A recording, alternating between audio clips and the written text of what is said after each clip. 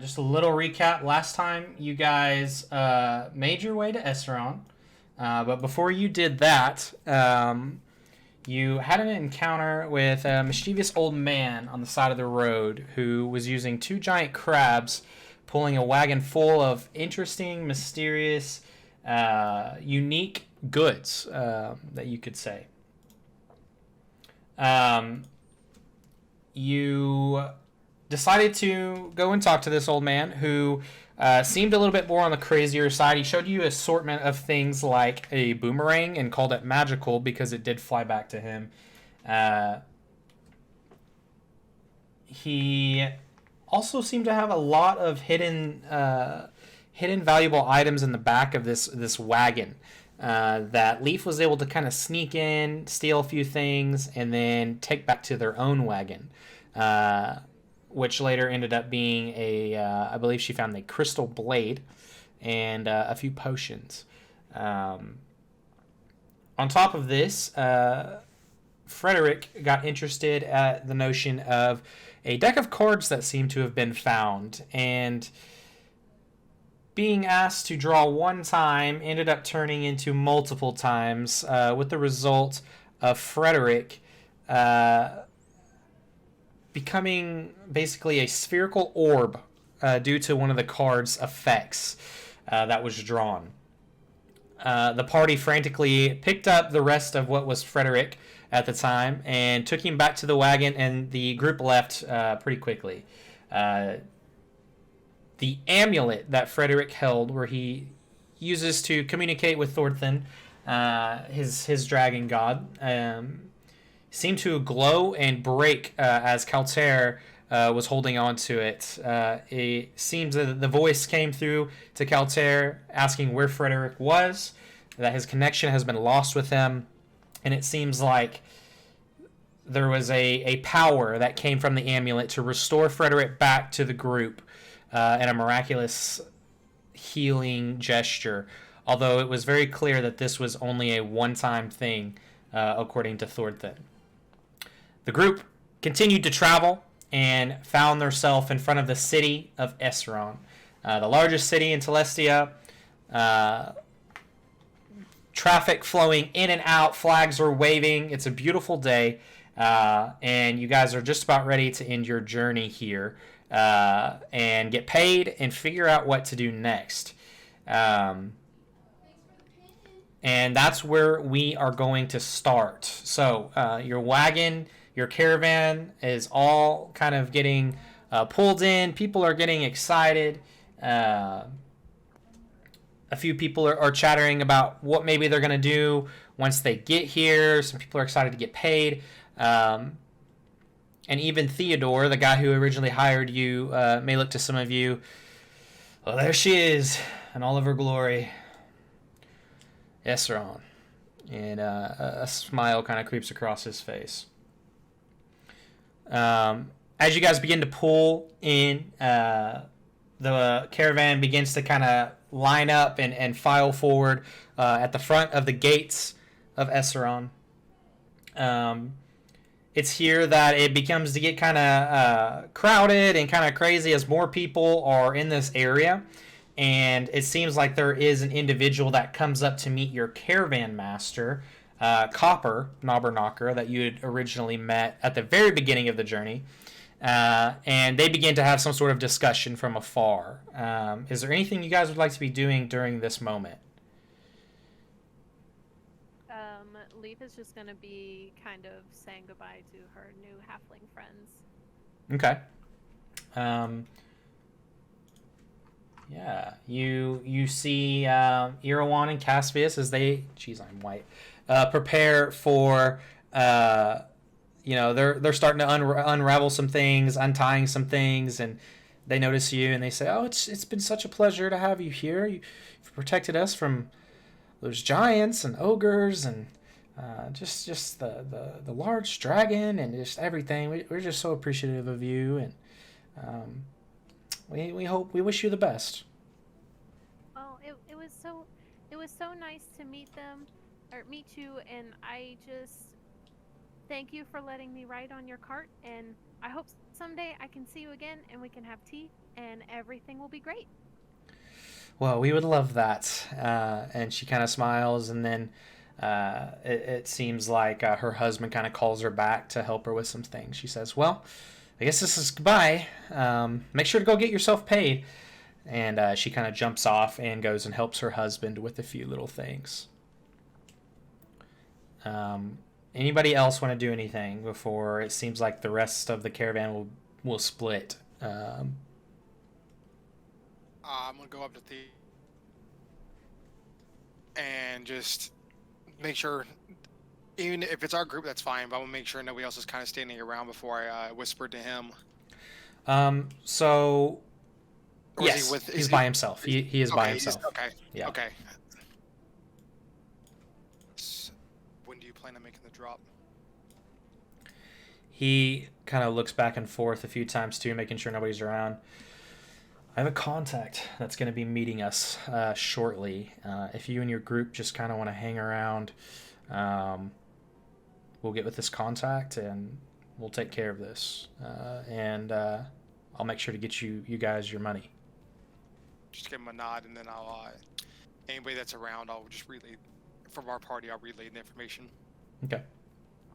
Cal would like to go over to Frederick and just poke him in the shoulder. Oh, what's up? Need something? No, I'm just making sure you're still physically here. Oh, yeah, that was a weird experience. I can imagine. I was here, and then I wasn't here, and I came back naked. So yeah, it wasn't exactly all that fun. Yes, the only time I've left and come back, I got to keep my clothes, so you have my sympathy. Thanks. Let's just hope it doesn't happen again, because that would be interesting. Agreed. Anything else that you guys would like to do? It seems like people are starting to kind of break away. A few other people are coming to meet some of these other people, most likely to transport these goods into the city. Wagons are being unloaded at this point. Some pouches are being given out to certain people. If there's anybody else you'd like to talk to, this would be your last chance. Frederick, do you want to go talk to our other friends and see where they're staying? That is a wonderful idea. Give me 1 second. And at that moment, I'm going to kind of, not making it obvious, but making my way towards the other tieflings and kind of getting their attention. Okay. As you approach, the tiefling that you had talked with previously, Zarkar, sees you approach, and you already see that he has what looks like some folded parchment in his hands, kind of down at his side, waits for you to approach. Is there anything you'd say to him? I will slowly approach, just giving a nod, and you guys enjoyed the trip. It wasn't too exciting. You see all three are just kind of looking at you, and Zarkar kind of pulls his hand up, shoves a parchment in your chest. You never saw us. I take the piece of paper, smirking slightly. And, who are you again? You see, for the first giving him time, a slight nod. a slight grin comes over his face as his group turns away, and they go back to their wagon. And I head back to the rest of the group. Okay. And Leaf just rolled a stealth check, so Yes, she did. Vanish. fast.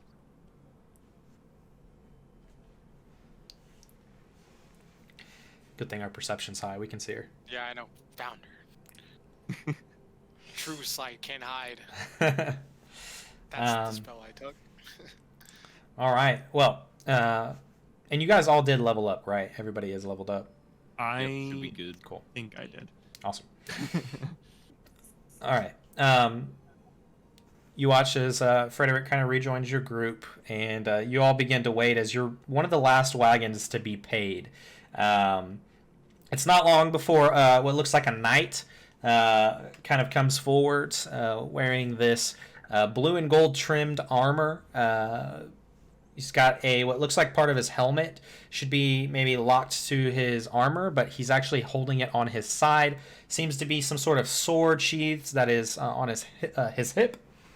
And he begins to approach Theodore.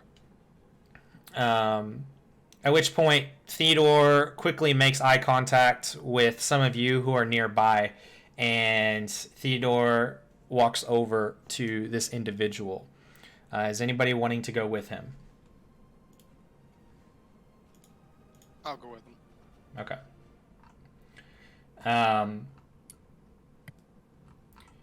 As you approach with him, you hear the knights say, "Theodore, it's good to see you again. I'm ready to pick up your transport. Is everything here?"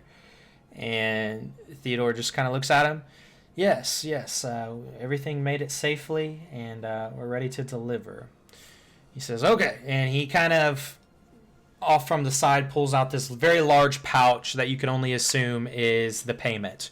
He hands it over to Theodore, notices your presence.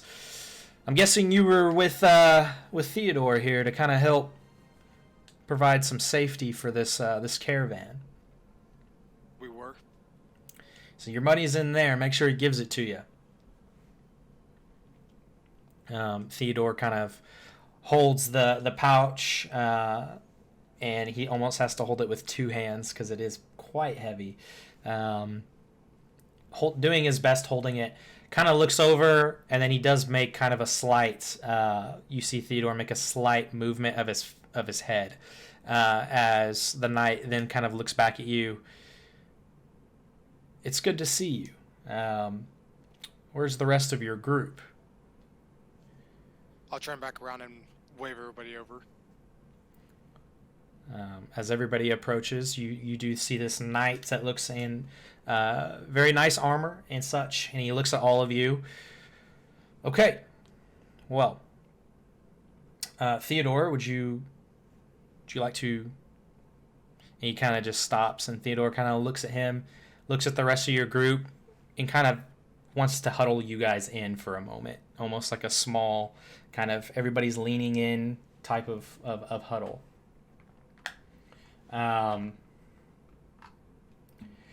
Theodore kind of looks at you all. Okay, well, there's no good way to say this, but I need you to understand that this isn't what it seems. As he kind of stands back away from you all. I need to arrest all of you for the destruction of the arena as you are being held responsible. The king would like to see the culprits. Please come quietly, and this will be over soon. At which point, the knight unsheathes his sword and kind of holds it towards you. A few other guards make their way over, and immediately you hear, "It's the Unbroken! It's the Unbroken!" As they're holding their swords now out towards you. A couple of them seem to have these manacles. Immediately as this is happening, I'm gonna start to slow, like, kind of back away, like, whoa, like, I did no such destroying of any arena. I've only been with this group for like maybe like 5-6 days, however long this trip was. I just met them. It's also at this point that Mazakine is looking around, kind of looks over at Leaf, who she seems to be the closest to, and she says, I can't do this. And she drops you a letter that kind of lands within your hands and immediately flies off away from the group. How many guards are there exactly? At this point, you've got the knight, you've got Theodore, who isn't really a guard, but you've got about 3 other guards coming from the entrance, running into your direction. There is a bit of a stir up as other people who are nearby are confused. and they're watching this, and there's becoming kind of a separation between you guys and the business that is supposed to be happening kind of in this area. Do our new spells take effect from our level up? They should, yeah, as you guys are in this. Yeah, we had a long rest. I would like to cast Sending onto Theodore. Okay, sending. What is? Let me look this up really fast. I can put it in Kind of chat. like message, but Yeah. I have a 25 little more words. powerful. Gotcha. I was figuring it's close to message. Got a little bit more range. Popped it into chat. I want to make sure it's not like sending stones, but okay. They actually do cast the sending spell. Actually, the sending stones do that. Okay, cool. What would you like to say? What the fuck? Do we really go with them? Or is this a betrayal? Okay. He immediately sees that it comes from you. Please go along with this. It's part of our plan. Not a betrayal. I'm still wanting to try and see if I can persuade them that I'm not a part of the group when the whole arena thing happens, but not to run away. Like I just want to see if I can disassociate myself with them for the moment. Gotcha. Where you're at now and kind of what's happening is it seems like the knight recognizes you as an association with the group. Regardless of what you said, the other guards are starting to come in a bit closer, all holding what looks like a pair of manacles. The knight is just kind of looking at you all with a very stern, heavy look, and Theodore's more of a maybe a disappointed look on his face. Do you guys resist, or do you do anything else? I'm gonna take a step forward, and I'm gonna look like I'm gonna ready a spell, and then just put my hands like relaxed and just say, "We were not the ones who destroyed the arena. The Unbroken will do what they need to clear their name." And I'll just put my hands out, and I'll just kind of give anybody around who can see me like a nod. I'll just put my hands out for the cuffs. The first guard comes and your arms are locked, and you are considered restrained. So up until Corin walked forward and had himself manacled, Cal was like about to fire off a spell. Like you could see the orange glow in That's his why. eyes. Like he was That's why. about Sorry, to that's why I was just... trying to cut you off. Yeah. Okay. After Corin gets manacled, Cal will kind of slowly power down. Okay. But I'm not gonna move. I'm not gonna move toward the guards. They gotta come to me. Okay. He will slowly put out his wrists. Okay. The next one, seeing as you are kind of volunteering, basically putting yourself up, another guard kind of walks up to you, and now your hands are locked in, and you are considered restrained at this moment. They are holding you by the middle of the manacles whenever they, before the rest of the guards come to Manacle, Leaf, and Frederick to do approach. At this point, looking at both of you, what do you guys give yourselves up? Leaf is just gonna tuck the letter that she just got from Mazakine like into her pants pocket or something, and just kind of look at Corin and like let her head hang down and put her hands out. This one isn't part of us, and I'll look at Frederick. He's not an Unbroken. He was only here for the journey. Make a persuasion check. With another member backing you up now. Oh, for So Corin. So just a straight persuasion. Okay.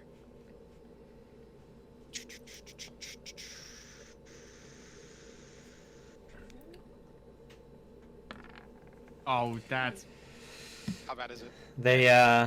They look at you, Sorry. and they look back at Frederick, and then they walk up to Frederick. Are Are you giving yourself up, or are you resisting? I could definitely try to escape, but well, do something new every day. And I put my wrists out. As they lock in place. You all are considered restrained and by manacles. And so each guard kind of holds you for a moment. You watch as Theodore kind of looks at you all. Let's go take a walk and meet King Rayolan. As he kind of looks at all of you. And then begins to guide this group of guards, pulling you all through the city of Esaron. As you do, it seems things have gone foul. As you're walked through, there are groups of people booing. There are groups of people shouting the Unbroken, but then throwing things. You guys are disrespected, and basically everything they're trying to do to shame you across the city. While there are people who are carrying on about their ways, it seems like you all have been blamed for what happened. As you guys are making your way to the gates that take you into the inner city of Esaron, there's a couple guards there who Theodore and the other knight walk up to. They seem to have a slight and small discussion before they allow all of you to pass through into the inner city. It's there that they take you up to the castle keep of Esaron. They haven't taken any weapons off of us, right? All of your stuff is still on you. They haven't disarmed you. I technically don't need weapons, so if they take my weapons, they're taking my hands. You are the weapon. You guys are then escorted up to the long, large gates that seem to be the entrance into the keep of Esaron.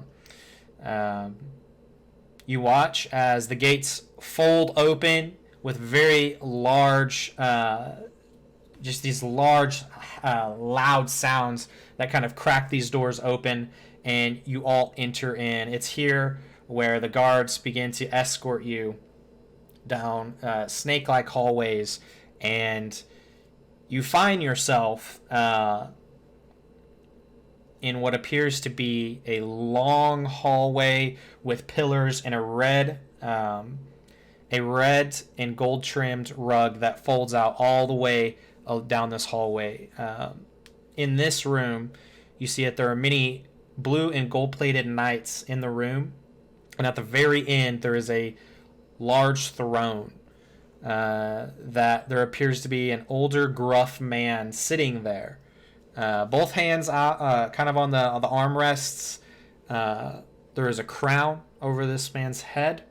Next to him is another individual that seems to be wearing a type of studded leather armor. He seems to have some kind of sword at his hip, and is kind of standing next to the throne.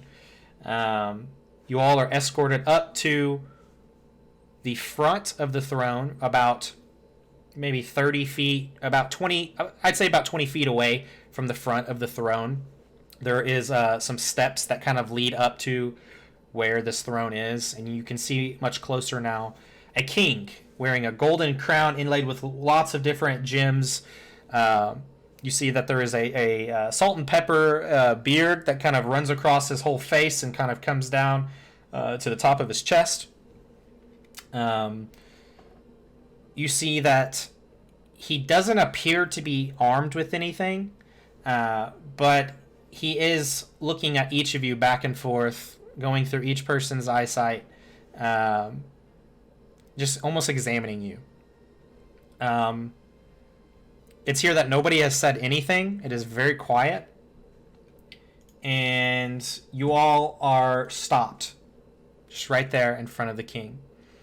It's here that only Theodore and the knight and a few of the guards who had originally manacled you are here, along with what looks like 6 gold-plated, blue and gold-plated knights on the sides of the room. The individual standing next to the king kind of looks at the king, looks amongst all of you, and then takes a few steps forward.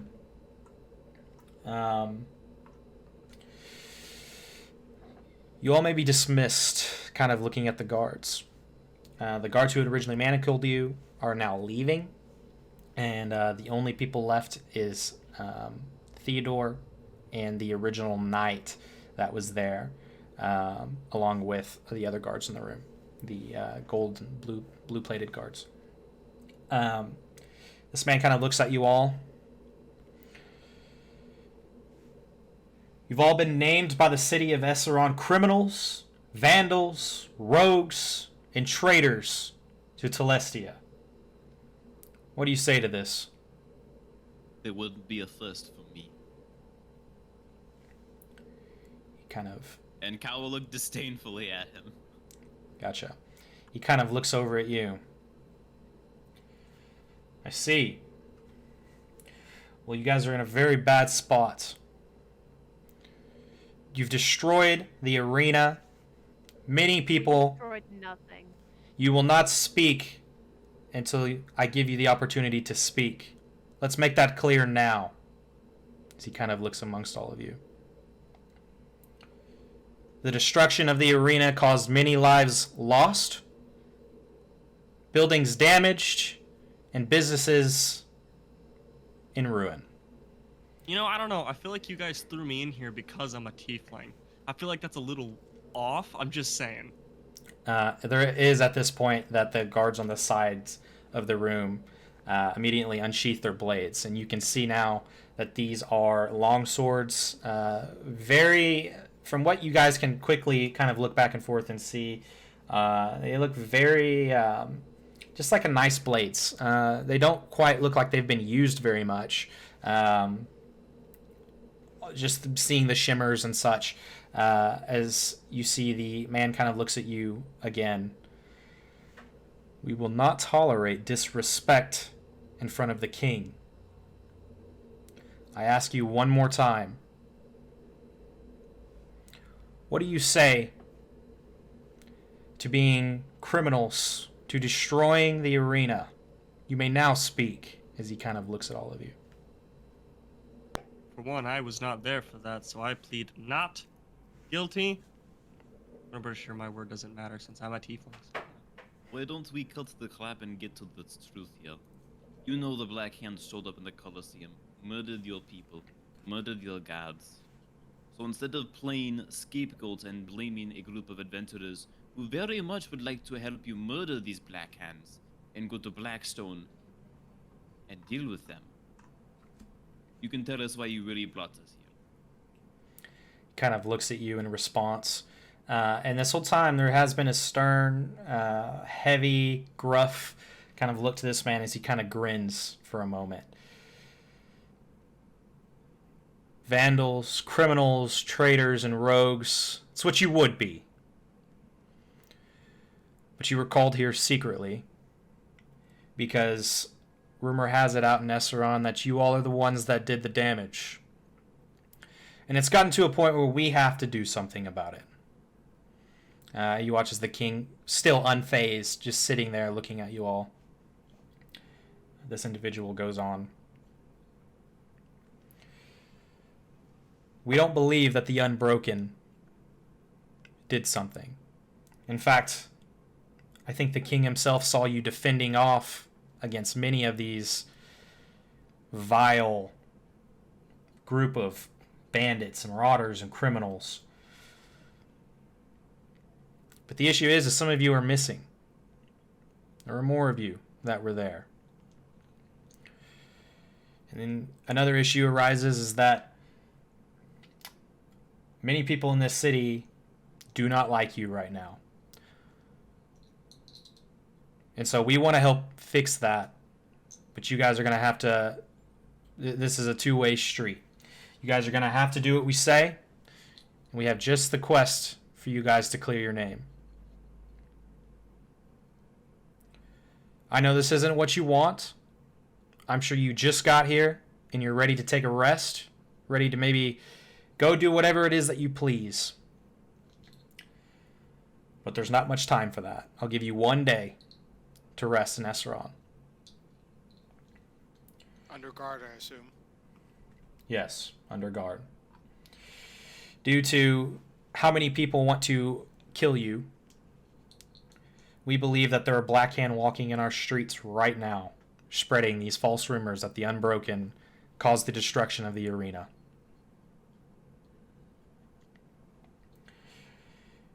And the rumor has gotten so big that we can't contain it. So, unfortunately, you guys got the short end of the stick. Something we're going to tell you all that many other people don't know is that the city of Esaron and many of Telestia are planning to coordinate an attack against the Black Hand and its castle in the coming weeks. But we're not prepared. You were here with Theodore as he kind of looks over at Theodore, and Theodore kind of bows. He was able to inform us of your arrival very quickly. And he was the one that was... He knew of you all along, ever since the destruction. However, Theodore knew that you were not the enemy, as he's already informed us of your courageous behavior on this caravan, protecting everybody involved. It's courageous. Which is why we're not going to disarm you. We're not going to take anything of yours. We ask that you help us to help you. Looks over.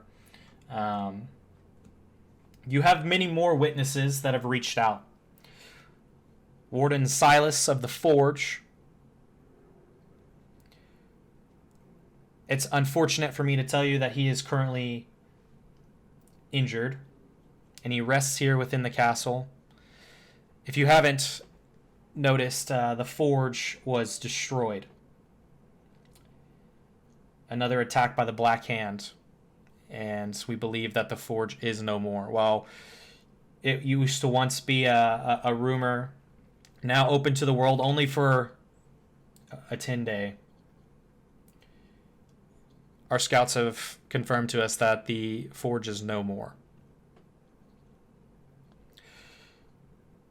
Our king and myself, we've decided we've had enough of dealing with the Black Hand. And we need the Unbroken's help. There are not many adventurers like you all that travel across Telestia and help people all across of Telestia. When I'm hearing of people from the Forge, specifically the Warden, vouch for you all, it's a big deal. A small family named the Hucrans reached out and mentioned that you saved her daughter.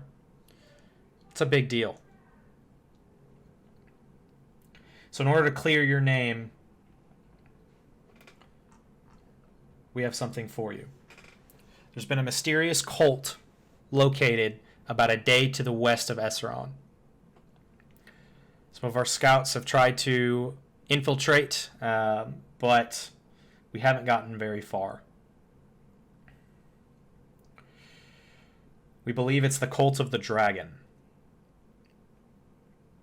Once they used to have been killed off long ago, we didn't think that they would ever become a problem, but it seems that one of their camps is set up about a day away. We need you all to infiltrate, find out what they're doing, exterminate anybody that gets in your way. You get to keep everything they have. Come back with anything you learn. That will clear the Unbroken's name across the city of Esaron. All we know is that the Cult of the Dragon used to be this group that wanted to resurrect evil dragons. They worshipped them.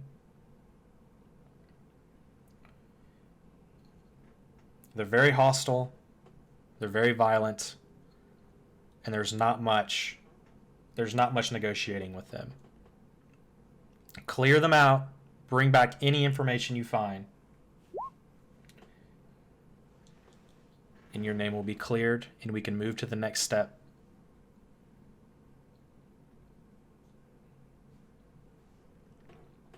What do you say to this? Looks like you saved us a trip. We had to come find you anyways. Kind of nods. If anybody is in a disagreement, you can spend the rest of your life in a jail. Kind of looks over at Frederick. Are you with this group? We don't believe you were there at the arena, but we recall 2 others that were there that aren't with you now. Are they dead? As far as I know, one. I look over. Technically 3, but it's... One is alive. The other one, I don't know who the other one is. I only know of one. Alive for long. Well, you heard that from her. Now, see, will I be put in jail if I say I'm not with this group? He kind of looks at you. If you're not in association with the Unbroken,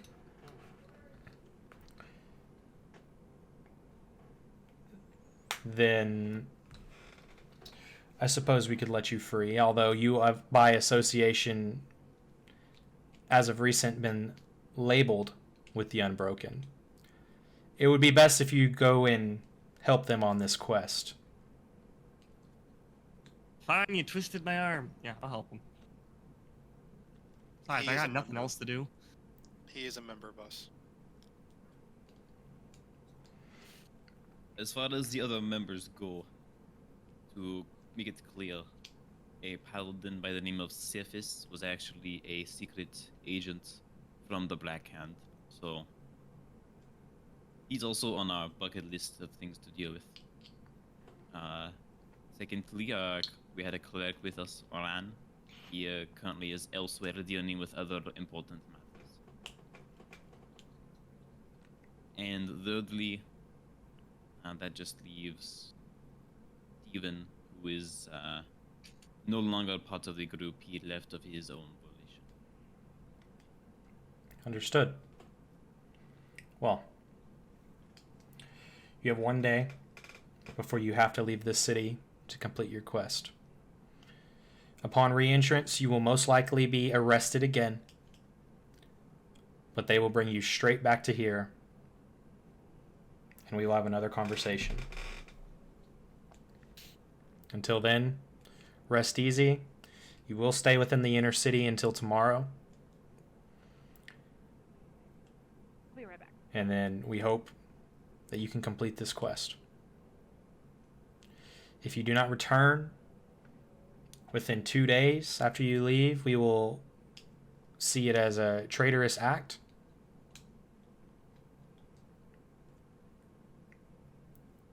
And that you have abandoned Esaron. Not because we want to, but because we have to. Do we have a way to get back in time, considering the Black Hand is in Blackstone, which is, across an ocean? You're not going across the ocean. We're going to the cultists. Okay, That's closer by. gotcha. We will provide you horses to get there faster. Stop. And we'll provide you with a day's worth of rations and any supplies you may need on this journey. If you have anything else to say, now is your time.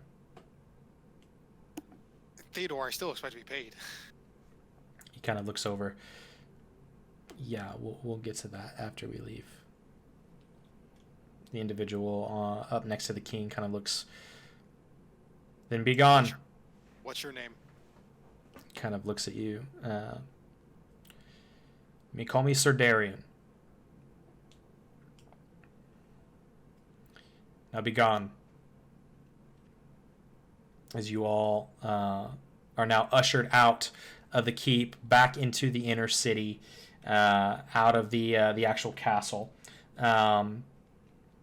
You're now out, and Theodore kind of looks at you all. along with the knight who was with you earlier. The knight kind of gives you you all a nod, walks and begins to walk away. As he does, Theodore looks at the rest of you. All right, I'm sorry it had to go down like that. I don't think you would have trusted me if I mentioned it earlier, so I just had to do it when we got here. And he begins to kind of go through the gold and try to divvy it up amongst all of you. All of you do receive 100 gold pieces for the journey. Kind of looks at you all. You're kind of locked into the inner city, but that's better than out there. More people would be upset with you. Just try not to get too crazy in this day. There's a lot of people looking at you right now, and you just try not to make yourselves look like the bad guys. Because we know you're not, but many of them think you are. How much gold did you say? Sorry. 100.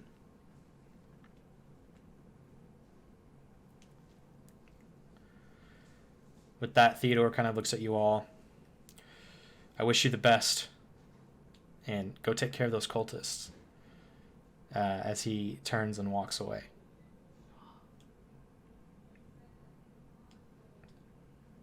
It's here. We'll take a quick 5-minute break before we come back. I know it's not been too long, but we'll take a short break here, and then we'll meet back in about 5 minutes. Is that cool with everybody? Sounds good. Sweet. Okay. So, you guys are now outside of the keep. You are all to yourselves. What would you like to do? You're in the inner city of Esaron. So, this is a place that you haven't explored very much of in the past. You do see, with the people that are around here, are definitely more of a noble look. People seem to be dressed a bit nicer. There seem to be nicer buildings and things like that. Overall, everything just seems a little bit more, just nicer in general. Can we get access to the library now? Here? You can. I don't think you've been there before. No, because I don't think we could get in. Yeah. So everywhere. Oh, no, we were there attempted to briefly go last in. time. Were we? No. You're thinking of the other city. There was a different city. I think it was Westfall, where we couldn't get into the inner city. Oh, okay. That's but right. Esaron, we did Right. check the library out at least briefly. Okay. That's right. You did. You guys spent a little bit of time in the Esaron library, which is very large. There's a bunch of different stuff here that you've heard of in the past. In the past, you'd heard about an astronomer's tower. There is kind of like a little miniature port, essentially, here, where they help with some small ships and things. And there's actually, this is where the flight yard is also held, where you can go and get in the airships and things like that Rand was super excited about in the past.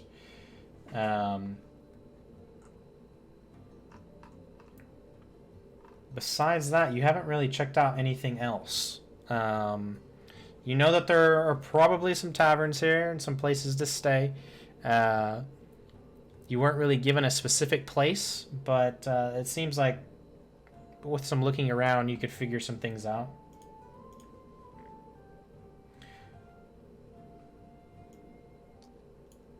Well, I would say Frederick hasn't been to this library. Nope. So, I think Frederick would like to go to this library. Okay. Knowledge. You aren't sure where it is, but with some time, you can probably figure it out. I'll let you know where it is. It's over that way. Can he roll to see if that's the actual direction? Well, because if we went there last time, Corin went there. Yes, I do believe Corin was there. Yeah, Corin was there. Cal went there, and maybe Ran also. I think Ran went I there know. too. Yeah, I know a We're third talking. person went there too. Yeah, Okay. we were looking for info. As you guys are speaking and discussing, a letter pops up in front of you, Corin, that kind of sits in an envelope. You don't know who it's from.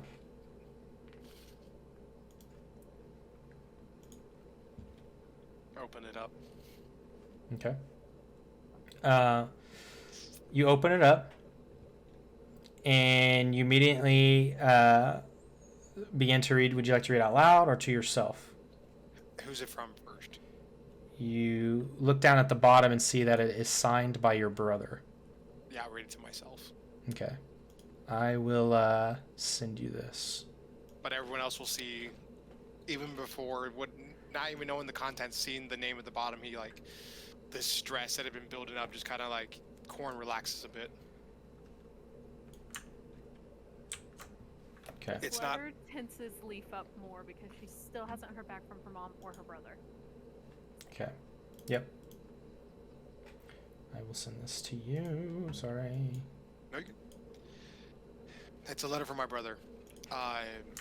It's not from our other associates, and it makes sense that I've been writing a letter to Warden every day. It makes sense if he hasn't written back because he's been injured. So glad he's not dead either.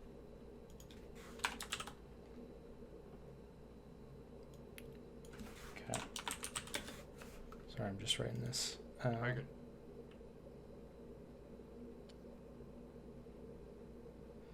Little bit of relief. Okay, here we go. I sent that to you. Okay. So you watch as this letter kind of magically appears in front of Corn, and he is reading through it. Frederick, you are currently looking around, trying to find maybe if you see a building that represents a library. You believe you do see a large building that could potentially be what you're looking for. Yeah, I want to go to the library. I want to try and find. I also completely forgot that I had a book on Dwarvish, and have not been reading it. Yes. So Trying to learn Dwarvish. yes. I am going to. I want to try and look for more books on possibly Thorthen. Sure. Ancient dragons, the beginning of this world, like anything that relates to that kind of stuff. Sure. Would you like to start heading in that direction without your group, or are you going to wait? I mean, is anyone else coming? Yeah, I with was me? planning on going to the library myself. And I guess Unless we got any other ideas, my plan is to go to the library as well. We got a little bit of money. Maybe we find a shop. Do we need to find any potions or?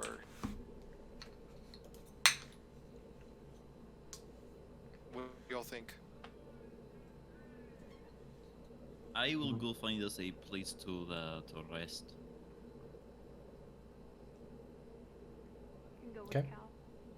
Okay. Meet back here at what time of day did you say it was?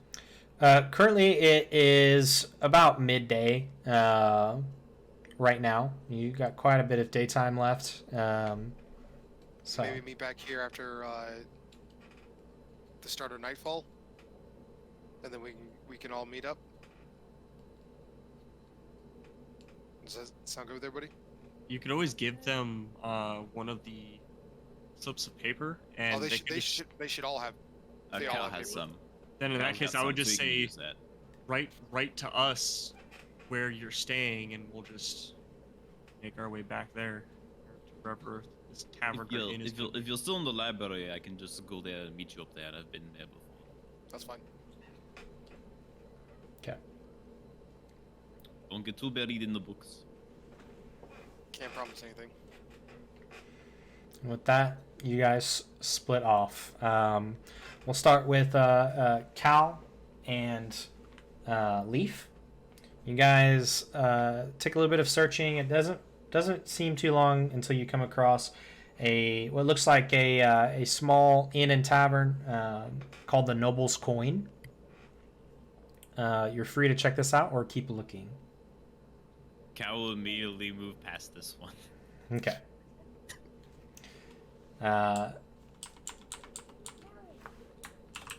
You continue your search, and you do seem to find what looks like another kind of combination of inn and tavern. While if you compare this one to the one that you had just seen, this one is not as maybe just nice in terms of appearance and aesthetic, but you do see that the sign is kind of on the wavy wooden sign, and it appears to be much older. Maybe this building was probably constructed, or the sign at least has been here much longer. Upon reading it, you just see that there is the name of the place is just called the brewery.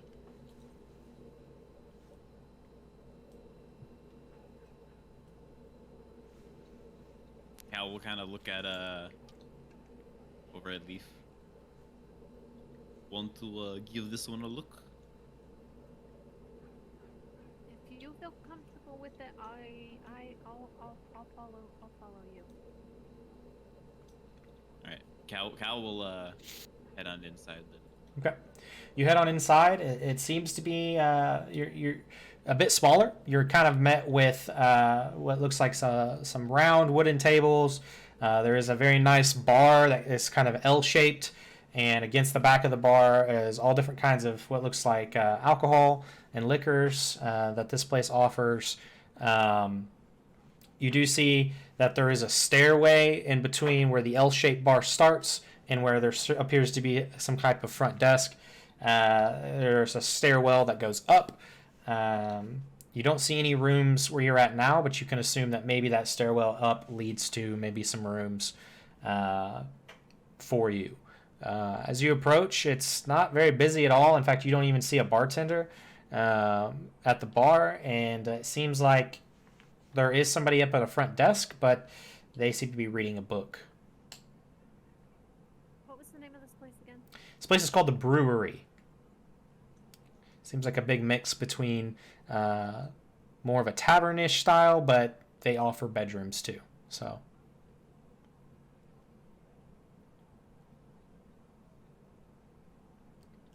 Do you want to start with him, or should I get something to drink?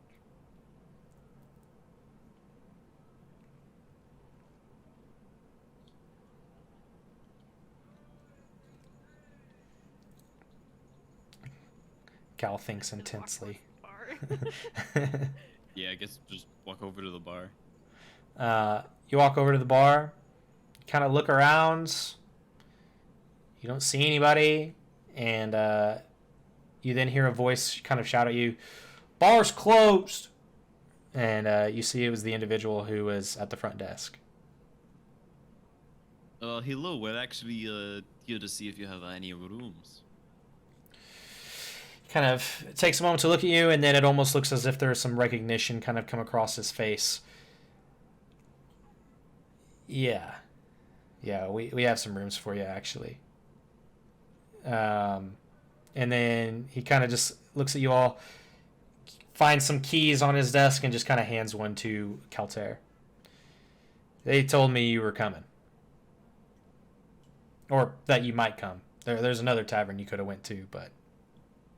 Ah. Well, thank you. He kind of looks at you. This man now, seeing him a bit closer, has a very patchy beard. Seems to be a little bit on the younger side, maybe mid-20s or maybe very early 30s. He's just wearing kind of a white half-button-down T-shirt. Seems to be reading some sort of book. Confused, but offers you the key and then just kind of waits for you guys to walk away. All right, we'll kind of give a slight bow, taking the key, and go back over to Leaf. I guess we can let the others know we have rooms now. Do you want how do we want? Are we gonna go find them at the library? Yes, unless you want to go do something else first. This was the main thing I wanted to take care of. I'm okay with going to the library. I'll find a book to read there.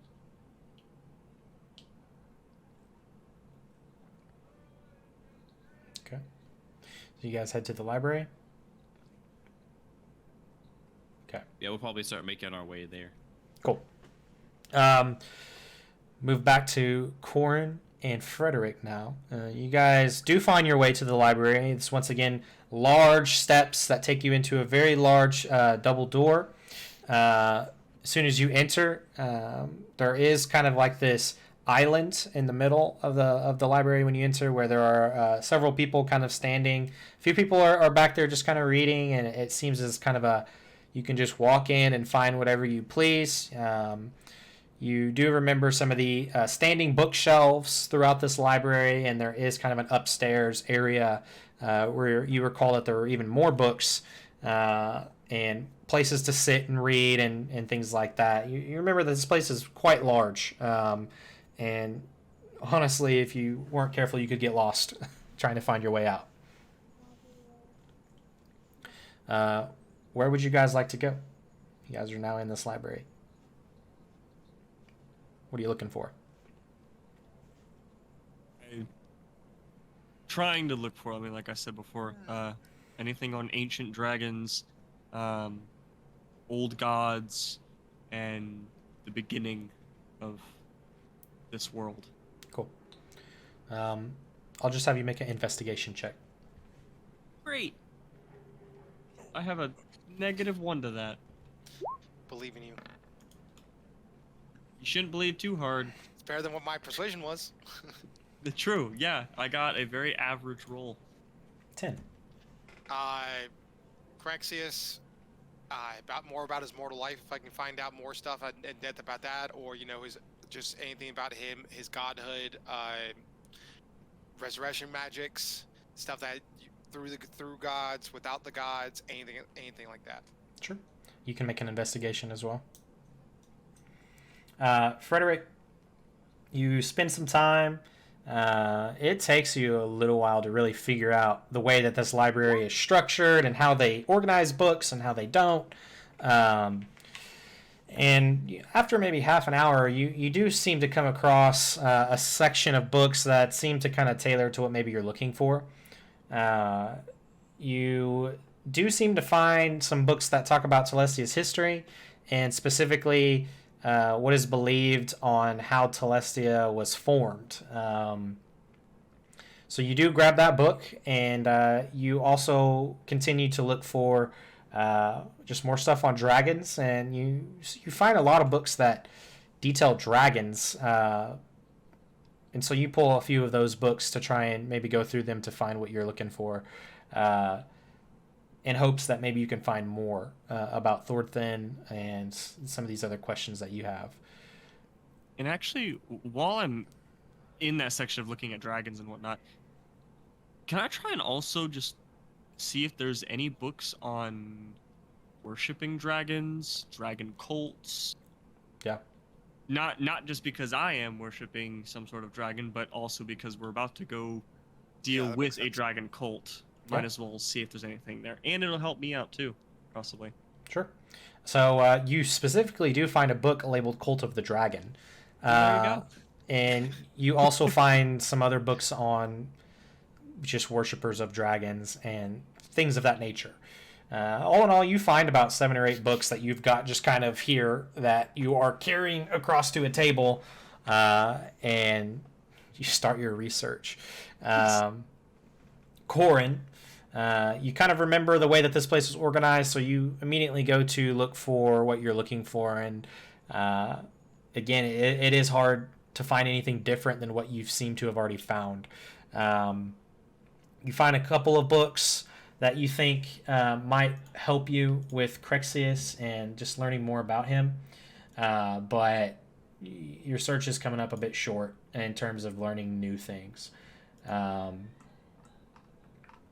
much time would you guys like to spend in the library? Even with the resurrection magic stuff, looking for that kind of stuff. Resurrection magics, you are able to find some books that kind of detail that talk about life and death, and how magic has a part in even bringing some of those people back from the dead, and even powerful magic that can bring people back in, like a full form, not in a necrotic or skeleton zombie like form either. So you do find books like that too. Okay, cool. You probably find around 3 books that you think could maybe help you. And if anybody comes by, I'll put Crexius on the Crexy stuff on top to kind of hide away the what I'm really looking for. Because I remember I couldn't find much about Crexius before, but I wanted to have like a buffer while I'm looking for what I really want to look for with the resurrection stuff. Gotcha. And I want to stay until I get dragged out. I'm going to stay. Okay. What about you? So same here. I completely ignoring what Calter said not to do. My nose is deep in those books, and I am reading to my heart's content. Okay. All right. Well, Corin, we'll start with you. As you spend your time in the library, you do end up finding that there are 6 spells that seem to deal with bringing people back to life. They're a little mixed, but what you find is that there's a spell called Revivify, which you have kind of talked about previously. You kind of have a little bit of thoughts on that. You've found something called Raise Dead, Resurrection, Reincarnate, True Resurrection, and Wish. All spells that you read about. You learn that some of these spells are very powerful, and some of them are not as powerful, but they don't fully bring people back to life as they should, like Raise Dead. However, you do read that Wish is a very, very, very powerful spell, and you remember that spell was used, I believe, on you at one point during the arena. So you're kind of familiar with this spell. You don't seem to find any other inclination that, at least in some of these books, that there are other spells that could bring somebody who dies back to life. But that doesn't mean that it doesn't happen. In some of the books you read in the past, there are some deities who have supposedly stepped in and have done some things. Whether you really believe that or not, that is up to you to decide. It seems like it's... Go ahead. Go ahead, sorry. No, you're good. I was going to say, it seems like as far as you know, these magic spells seem to be some of the only ways that you could bring some people back. Alright, so Revivify, Raise Dead, Resurrection, Reincarnate, Wish. I did not catch the last one. I was trying to write it down. True Resurrection. True Resurrection, that was what I thought it was. There are some non-spell ways to get people to come back, but you don't fully learn of all of those methods right away. Gotcha. And once I start seeing like the deities step in, and kind of gloss over that, because I don't expect that. But I am interested to see if I can find anything about mortals, like who, with if anybody has found like their own powers, their own spell or something like that. Besides these wishes, besides these spells, like how they did it without a god's help. Gotcha. So you spend more time going through, and it seems like a lot of the stories that you end up reading come from older times. There hasn't been many, besides some clerics and things nowadays, that perform these spells to bring people back, but in natural ways, and how people maybe even discovered this, it links a lot of it back to deities, and how the deities had created these spells, and this magic is kind of formed all around the outer planes of existence, and that the magic kind of seeps into these planes of existence, and therefore the spells have been able to be harnessed, or the magic's been able to be harnessed to cast into spells that have different properties. It seems like the deities, as you're reading, the deities seem to have kind of created this. Several different ones that had a part in how this worked, and how this magic eventually was harnessed. But a lot of your books relate most of the magic and these abilities and how they even became back to deities. Okay. All right. As far as Crexius, you're reading through your book and you're like, yes, I already know that, I already know that, I already know that, I already know that. It seems like the more you read, the more you're like maybe just kind of reaffirming what you already know. Right. It seems for the most part. I'm an expert. There's still nothing about any of that crystal that you had found previously. It Right. seems. And no other objects of power from Crexius anywhere. It doesn't say. You do learn that they're like he did use objects, and Yes. Yeah. a lot of them sometimes are indistinguishable, like or very simple things like rocks or Right. easy to grab items. It seemed like that he would imbue his power into, but you're still unable to really gather if there was more to it than that, and really what an object like you found could still potentially do. All right. Cool. Frederick, begin reading through your books. Where would you like to start? Let's start from the beginning. Let's see if there's one of the 8 books that I found talks about how Telestia kind of started. Sure. How it was hopefully created. So, what you learn is the world kind of began through deities. There's book kind of opens up with that. The beginning of the world is still relatively unknown, but what we think and what we believe happened was that there used to be ancient dragons who had battled across this space, and after they fell and died to each other, others kind of came forward through just some of the raw essence that's relieved from the dragons, and other deities were created, and these deities began to have a part in how Telestia was formed, how magic kind of became into part of the world, how the outer planes and things were established. Everything seemed to rely around several deities that had a play. Some of them that you read about were you do see some reference of Torna and how she seemed to have some part on the land. It seemed like there's another god named Celia who had a twin sister and seemed to have some part on how light and day and the moon was created and things like that. There's some other nature deities, and it seems like the book kind of goes on and on about a lot of different deities had a part in how Telestia seemed to have been formed. And now it's kind of maintained through mortals today. But it's still...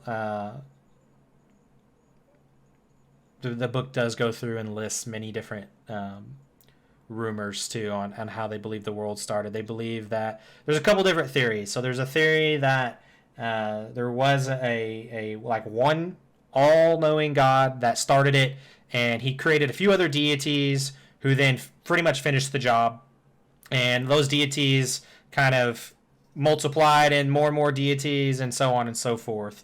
They believe the dragons kind of started everything. Those are probably the two most popular ones that the book kind of references. And then there's a few others that just speak of there was raw material that basically grew. And from the raw material, when things died or that raw material seemed to maybe pass away in a sense, the essence would then create deities. But most of the book refers to several deities that seem to create Telestia. Definitely focusing more on the ancient dragon side. Mm-hmm. I think that's that. Frederick's more like, I feel like since my god is kind of really old and stuff, there's a chance that if he wasn't one of the ancient ones, he at least knows about them or has some sort of relationship with them in a way. Mm-hmm. So obviously focusing more on the ancient dragons created all of this. Because going from that, any of the books that explain older dragons. Dragons, I mean, not even just ancient dragons, but like godly dragons, deity dragons, that kind of stuff. Yeah. Even if they're bad or good, either way. So there's actually a bunch of unnamed ancient dragons. Whether they never really got the name of them, but there are dragons that represent metallic, chromatic, and gem. But your book states that gem dragons, a gem dragon hasn't been seen in Telestia in the last couple thousand years. So they're believed to be kind of extinct. But metallic dragons, chromatic dragons are still here. They're still around. Just doesn't seem to be as often. Which the book goes on to say that they believe these dragons maybe are going extinct.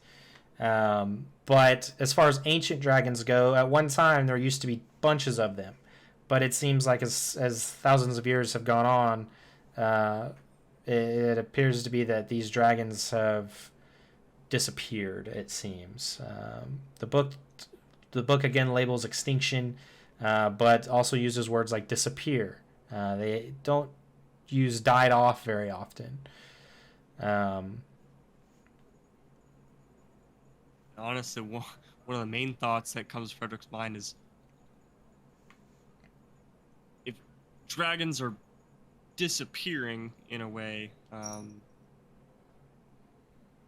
why all of a sudden now would Thorfinn want to come back?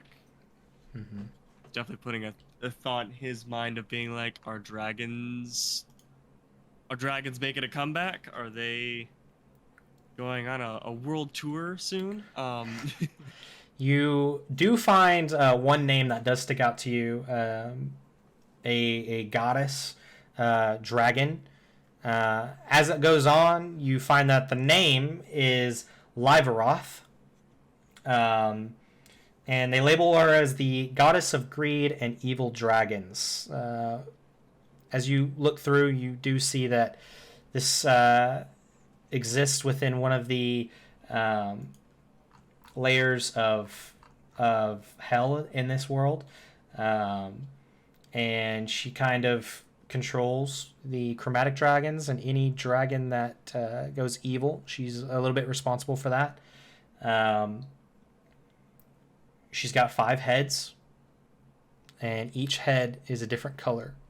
The book labels them as black, blue, green, red, and yellow. You see that she hasn't made her way to the material plane since being known, but deities have spoken about her and led others to basically write down the information that's there. However, there's not much known about this deity and why she's a thing, her intentions, and if there are evil dragons. The book goes on to talk about it. Doesn't know if maybe this deity is still around, hiding in the shadows. Okay. I guess that brings me to the dragon cults. I presume that her name's at least mentioned a few times in that book. Going through, she is, but they seem to. The origin goes back a long ways of the cult of the dragon, and without having to go through all of it, you learn a lot that these people believe that the dragon started the world, and that their main goal is to gather as much gold and valuable items to gift to these dragons in order to gain favor with them, so that the dragons will spare them, and that these dragons will then wage war against their enemies. They mainly do this towards the chromatic dragons. The cult of the dragon knows of metallic dragons, and it seems like they typically try not to gain favor with them, because the metallic dragons do not like the Cult of the Dragon, it seems. But they do their best to gain favor with chromatic dragons. So if they know where maybe one is living, they will typically make trips to deliver such hoards of gold and valuable items and such to their lair to hopefully become make an ally out of this dragon. They have spent many years trying to resurrect Liverath. They believe that there is some way to maybe resurrect her if she's dead, or if not, be able to get her to come to the material plane, which many people despise and think is very dangerous, and therefore they've become an enemy of Telestia. There was basically a huge war that went out, and the Cult of the Dragon lost and went into hiding. Many people believe that they were just gone forever, but as you were told by Sir Darian, that they seem to have shown back up, and that they have some sort of camp nearby that you need to go take out. There is no mention of Thorfinn, but they do mention that the Cult of the Dragon, at other points in time, in the early days of Telestia, were serving ancient gods, or ancient dragon gods and such, that did become an ally at one point or another, but these dragons have disappeared. So. Well, I do know Frederick at this time is now creating a whole plan in his mind for these cultists. So I think he'll kind of take note of everything and just kind of skim through, seeing if he missed anything. Other than that, I think that's pretty much it. Cool. At one point, Kalter and Leaf would arrive at the library, and you would probably see them as they are kind of looking around for you all, and maybe even for themselves. Actually, sorry, what was the name of the evil dragon?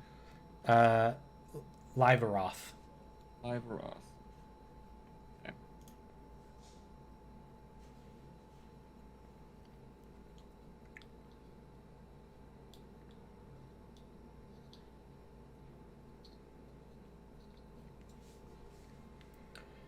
Is there anything you guys would like to search for in the library as you two arrive?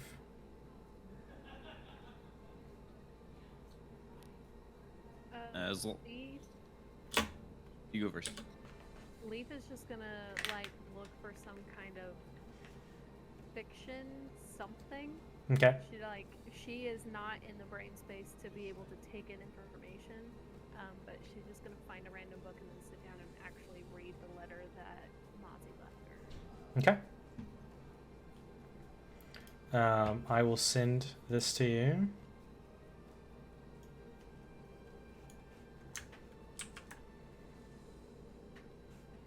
For you to read.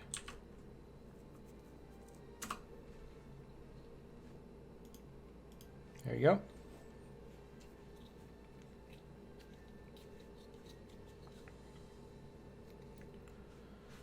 And yeah, Cal would probably first just confirm that Corin and Frederick are in the library somewhere, just to see that if they're there around. Yeah. What's up? You find Frederick, who maybe doesn't even see you as he's just scanning through these books, and you see a large stack. He just wants to see that they're there. Yeah, you do see them. In the library, and then he'll I guess try and look into see if there's anything about the gods, specifically myth. Okay. You are able to find a section, much like where Corin had found earlier, more on deities and such. And you do find some books that label some of the evil gods, goddesses that are around or have been around in Telestia. And you do find one that speaks a little more towards myth, if you would like to read. He'll probably try to dig into that a little bit. Sure. Mostly what Cal's kind of looking for is like anything related to like myth, like having like followers or like boons or things she'd like effects she'd give, powers she'd give people. Yeah. So, kind of going through, you see that myth is the goddess of revenge, and people who tend to follow her tend to inherit basically the like the Sith eyes, essentially. However, it seems like those who are back and forth will inherit them some of the time, and then not all of the time. But those who fully accept her calling, you could say, seem to inherit more of Myth's power.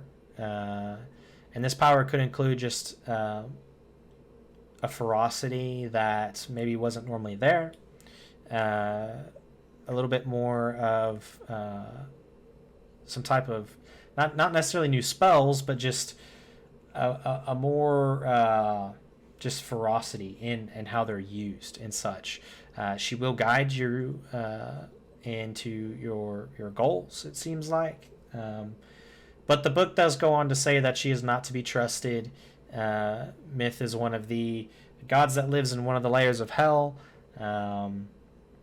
She works alongside Tirithil, who is like the leader of hell, and so the book kind of goes on to say that, you know, any follower of Myth is considered evil and is very dangerous. And it does kind of go on to say that Myth is powerful enough to they believe Myth is powerful enough to send her followers to hell, like from the material plane. If you were to die and that's where your soul resonated with, like, she could send you. She's also able to send some of her minions and things like that to the material plane to retrieve people, to speak with people, to kind of guide you in the form of maybe somebody you once knew. Maybe it's just friends, or they say they believe that a lot of Myth's minions are like doppelgangers, essentially. And there's a lot more that goes into Myth, but those are some of the bigger things that you're able to kind of catch. Okay. She used to use a large scythe in battle and things like that, and some people believe that it's somewhere on Telestia, or like her tears would basically shed fire into somewhere in the world, and that there's like fire stones that had once belonged to Myth that are out there in the world that contain great power. There are things like that you kind of read. Some people believe that she has made some visits to the plane of fire, just because of the book kind of resonates a lot with her love for some fire. But a lot of it's kind of up to interpretation and your own opinions. Okay.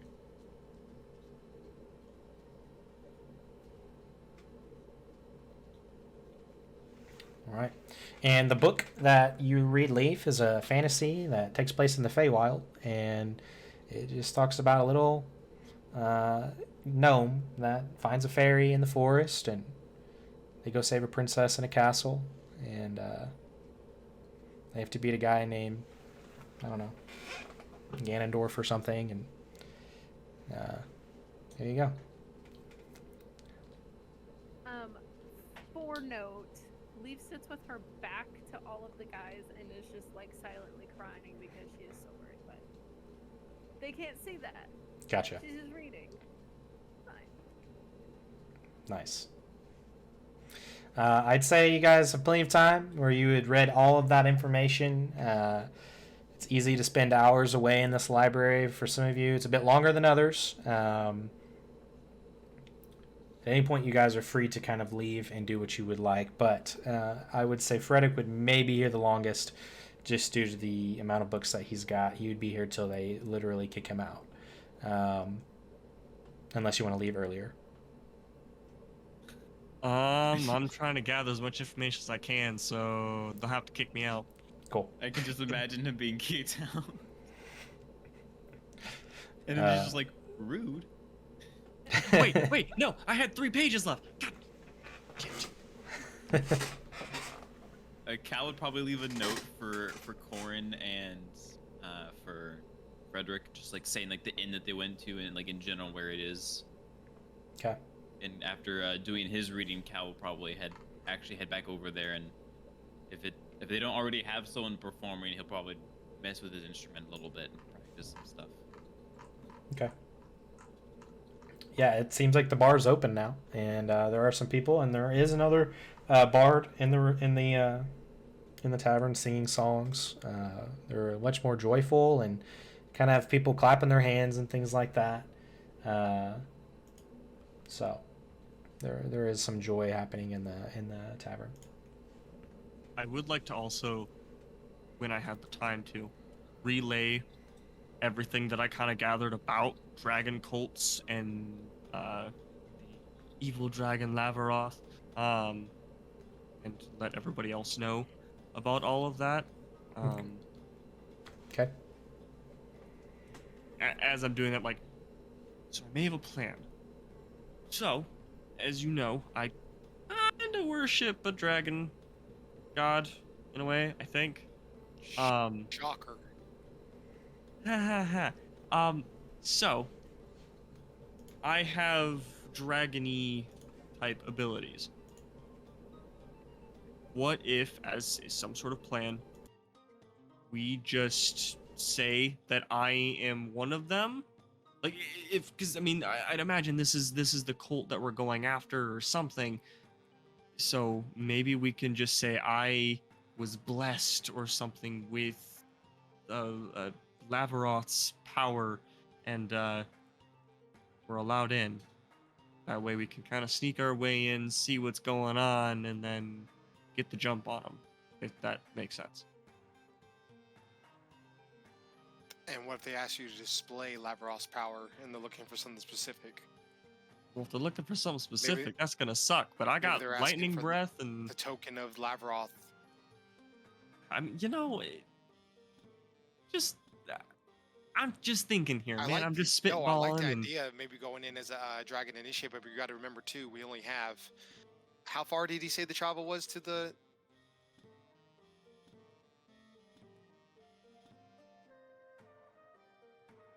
We have 2 days basically to make it back here. So I don't know how long we can be subtle. I mean, hey, if we can go in, I just don't want to end up going in and then shit hitting the fan, and then either way we're going to fight our way out. There's no way around it. You're going to get what you want. There's no way we're not going to have to fight. But at least in the case of, I mean, let's say they have a big gate or something we need to get through. If we just go up there and start shooting stuff, they're not going to just let us in. So if I come up there and be like, hey, I have mystical powers blessed by Lavaroth, just saying, they may just let us in, and then as soon as the gates open, we start shooting stuff.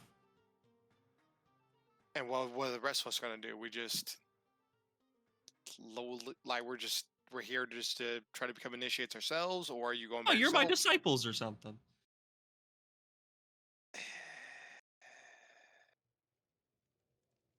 That'd be fun. A little bit of role play, a little bit of acting. I think it's kind of cool. What? Does it anything say about the Call of the Dragon in your book about what they wear? I don't know. Does it, DM? Fourth wall break.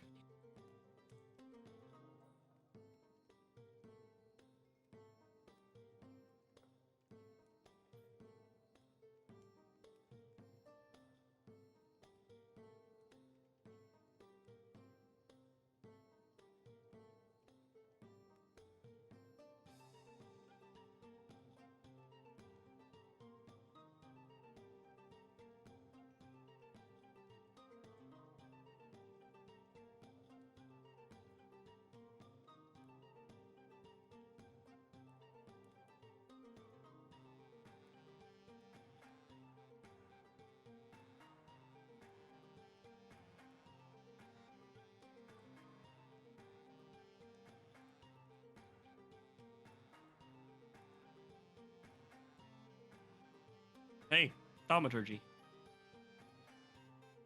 Right? Maybe. Don't got That might it. work. I got it. That might work.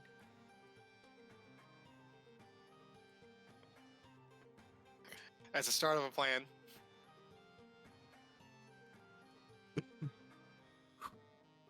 Let's do this. If we're gonna Like- do that, do we need to go get robes? Do we need to? Do we need to get? Do we need to look the part? Do we need? I mean, to, we can. But again, mean- this is something that I'm just When does spitballing. Frederick I mean, mention this, by the way? Is Cal still here?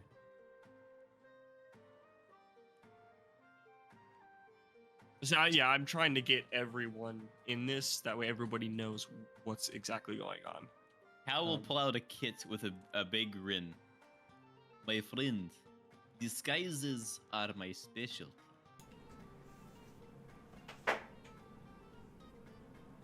I'm just saying this plan looks pretty good. What do you think, Leaf? Sorry.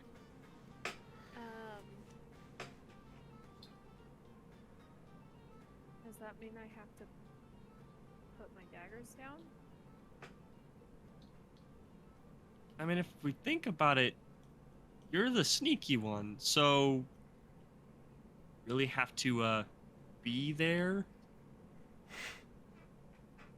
Unquote, you know. I could always make some pockets for your knives. And she can always like sneak in around them or something, and we do the distracting and get different advantage points. Technically, Leaf can hide in the same spot as another person as long as they're taller than her, so she could just hide under some of these robes. Who's the tallest person here? I think Corn's only like 6'1", 6'2", I think. He's like 3 feet tall. Yeah, Cal's 6 feet.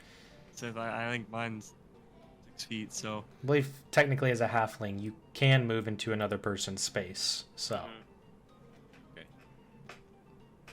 I just give one of us really big flowy robes and she can hide in there. well, I mean, I don't know. Corin likes to wear all the weird robes. I mean, so I've already got my robe set, and I change into my necromancer outfit without the mask. see, got dude's mine. got this on lock. He's already ready. I got mine. Now, switch back. Give me a little bit of material, a little bit of time, and I can whip up outfits for everyone else.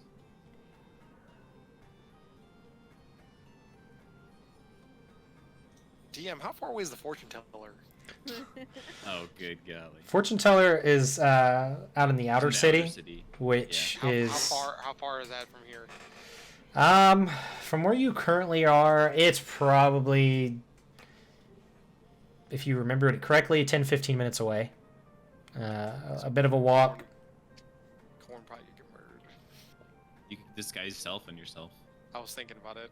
I kind of wanted to go see, but gotta stay in the inner city. Gotta be. Ooh. Other thought as well. You know, I'm a tiefling, pointing to my horns and everything. Maybe that might add to the whole spiel. Apparently, Lavroth is like in the Nine Hell, or in the Hells or whatever. So like, that might add to the effect. Me being like, yes, since I am from there, I don't know. I'm gonna look around, make sure nobody's paying attention to us. That is a great idea. Perception check. Cal will also I'm take saying it. anyone else want to, because I perception sucks. Also, there are 5 hills. Frederick, you said 9, but then you're like, 5. Sorry. Yes.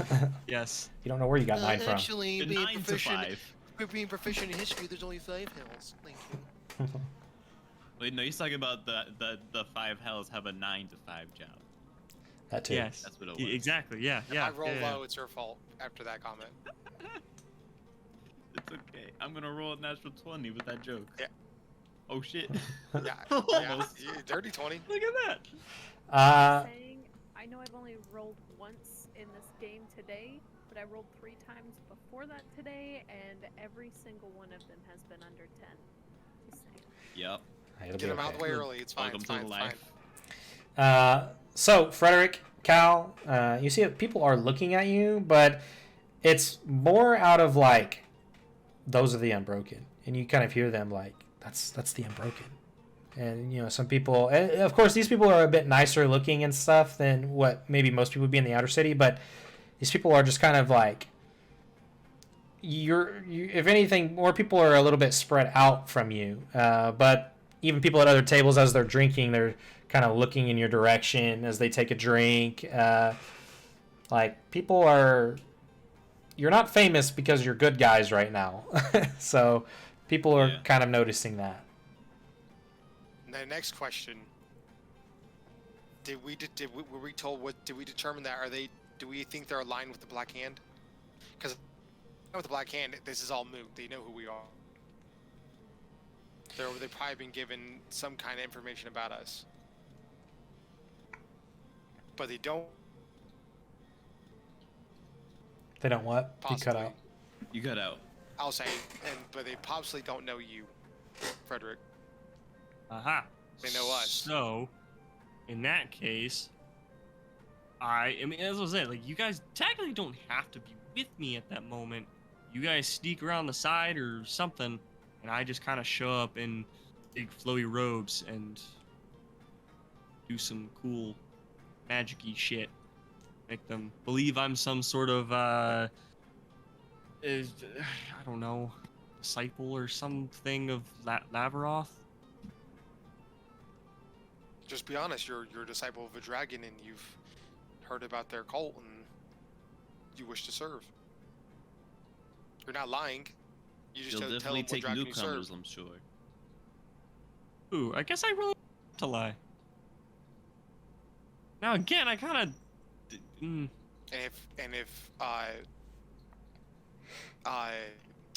if we can get masks or something like that, you know, if Cal can make masks for everybody else, we don't have to show our faces. Maybe then we can be nearby.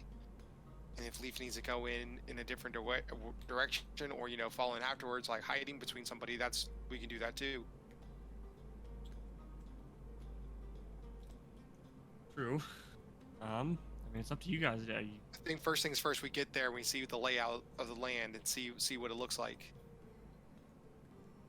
I know we don't have much time, but we at least take a quick look at it from the distance before we just walk right up.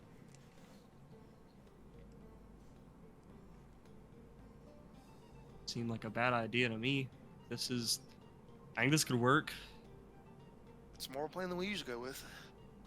Yeah. Hey, now, we had the plan when we entered the bandits' place. Things just went a little sideways. Nobody here's gonna betray us, right? And it goes dead silent. It does, yes, yes.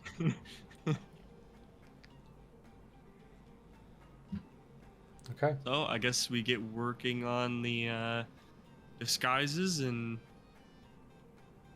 write a script or something. I don't know. Yes, I'm going to need some measurements. Like height.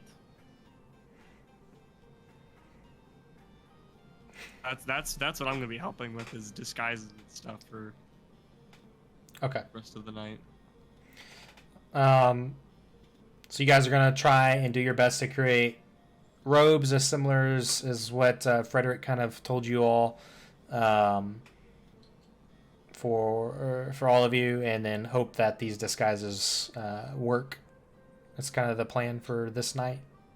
Yeah, I'd I also think so. like to try and whip up like some fancy masks. Okay.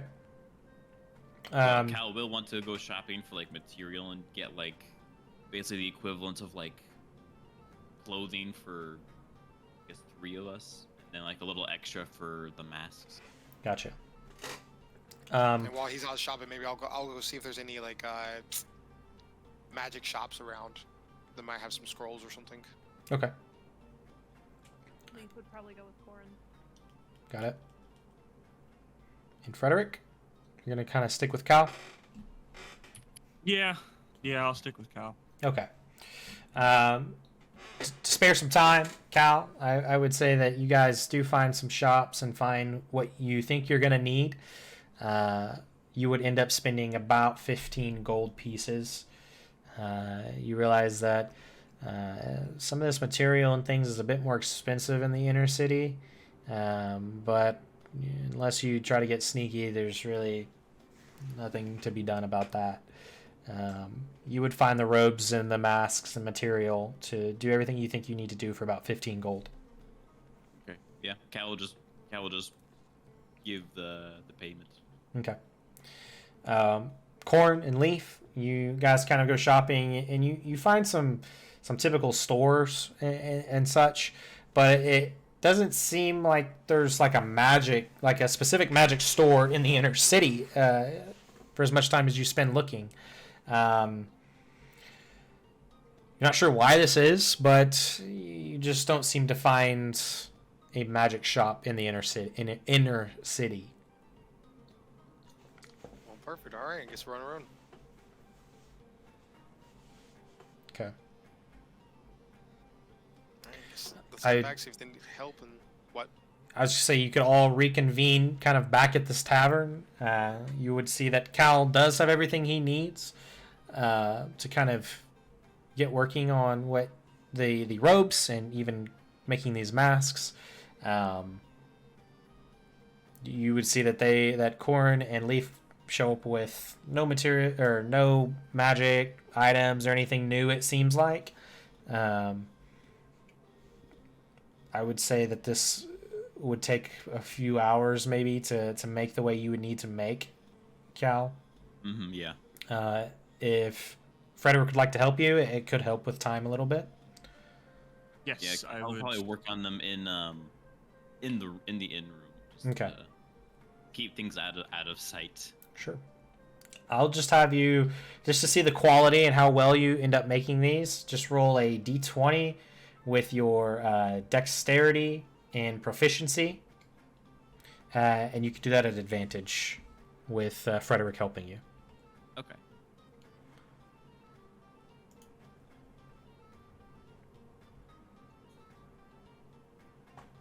See if I can do it this way. Oh. Rolled a 5. All right. So you're having some trouble. Some rips and some tears, some having to sew some things back up, and Frederick's trying to help a little bit too, but both of you guys are kind of struggling to get these to work. Eventually, you do come up with 4 robes and some masks, but you definitely think you could have done better in terms of quality and look. Hopefully, they work. Yeah, so no one's really watched Cal do this before. He's only used disguise kit like a couple times. Normally when he puts together disguises, he like hums a little tune and like kind of just works on it. But when he's working on these disguises, he's just like dead silent. So I just kind of threw off the groove, I bet. A little bit, maybe. That's not how advantage is supposed to work. It was an advantage, but a double-edged sword. With that, you guys, is there anything else you guys would like to do in the tavern? It seems like most of the night people aren't really bothering you. People are actually staying away from you just because you continue to hear whispers of stay away from them, and those are the guys that destroyed the arena and things like that. Some people don't talk to you at all. There's a few people who don't really care, but it just seems to be the way it is right now. Mm-hmm. Do we keep watch tonight? I would say keep watch. I mean, we still have the Black Hand. So. Cal would also remind Corin of a certain time we found in our rooms a painted black hand on the wall. That's all I was making the suggestion. I can take first watch. Okay. Or do you guys want to take first watch since you're working on the outfits?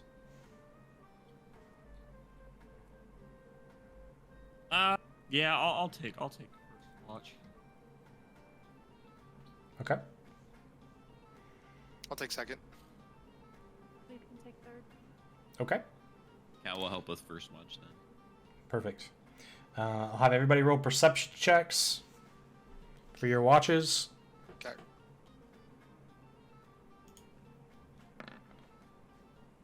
Can I use the help action to give Frederick advantage? You can. Please. I'll do that. Oh, you rolled a 2 out. Yes. Leaf rolled another 8. Yeah, that's a lot of 8s. Roll again. Hey. Better, lot better. Very average. Teamwork makes the dream work. Yes. Well, hopefully nothing happens in the second and third one. Okay. You all die. The end. Welcome to Esaron, bitch. First watch. Frederick, you are very keen to your surroundings. You hear some people and you stop just to kind of listen for a moment, and then people keep going. As you wait and the night goes on, your watch comes to an end. Along yours and Cal's comes to an end, and it's now Corin, who you stay up, get a little drowsy a few times, but other than that, nothing seems to happen. You seem safe. You wake up, Leaf. Leaf, you start your watch, and you're pretty confident nothing happened, or that anybody came through, or anything like that. And daytime arises for all of you. Perfect. You do benefit from a long rest. If anybody had anything, I don't think so, but you guys are, as you're preparing, there is a knock at your door. Anybody who would like to answer? Do we have a people? There is no people, actually. It's just a solid wooden door. A cow will go to the door. Okay. Leaf will stand like against the wall where like whoever's looking in can't see her and like have a dagger ready. Okay. Yeah, Cal will kind of like wait a second, look at everybody, like to see like if everybody's, you know, like ready. I'll Okay. have one of my darts behind my back. Okay. Whoever's about to get through this door is gonna get fucked up. Cal will crack the door open enough to like look through the door. You crack the door. You see Theodore, who's there, kind of peering through. It's just me. I'm supposed to come get you guys for your day, show you your horses and whatnots. It's just me this time, I promise. Cal will try and like glance behind him, and I'm guessing there's no one else there. You only That's what see I can him see. there. Yeah, that you can see with the door cracked. Yeah. Cal will nod and just kind of open the door more. Okay. You do so, and it is just Theodore. Kind of looks at you all. We're not gonna put you in chains or anything. I'm sure you all are competent to be able to walk through without causing any issues. I hope you understand that this is the best thing to help you all. He kind of looks over at Frederick. I know you weren't there, and I know you really don't have a whole lot of involvement in what happened, but well, this is the hands that we were dealt. But know that after this, because the king and myself and others have full confidence that you guys are going to be able to handle whatever is thrown at you. It'll be okay, and we're going to wait for your arrival back. We'll clear your name. You'll have access to all of Esaron, and things will get better for you guys. And I'm sure the king will have nothing but good things to say. So, and maybe there's a good reward in it besides your name getting cleared. I don't know for sure, but anyway, that's just me trying to be optimistic. Are you guys ready? I believe so. Yes. All right. Well, let's go. And he begins to lead the way out of the inn. as you guys head out, you're escorted to the gates of the inner city. You hear Theodore mention to the guards, "This is the Unbroken. They're being sent out to go on a quest," and you see he hands what seems like some kind of parchment to one of the guards. The guard reads it, hands it back to Theodore. Theodore folds it up, puts it in one of his pockets. The guards open the gates, and he begins to lead you through the streets of Esaron. Again, there are some people, not as many like boos and stuff, probably because it's not as big as a scene. But there are some people that notice, some people that back away from you, some people that are watching you all, and roll perception checks again. Please let me roll something higher than a 5. I will say during all of this, Frederick is just smiling and waving to everybody, even if they're booing at him. Okay. Leaf has not sheathed her dagger. She just kind of tucked it into her sleeve a little bit. Okay. She's like ready.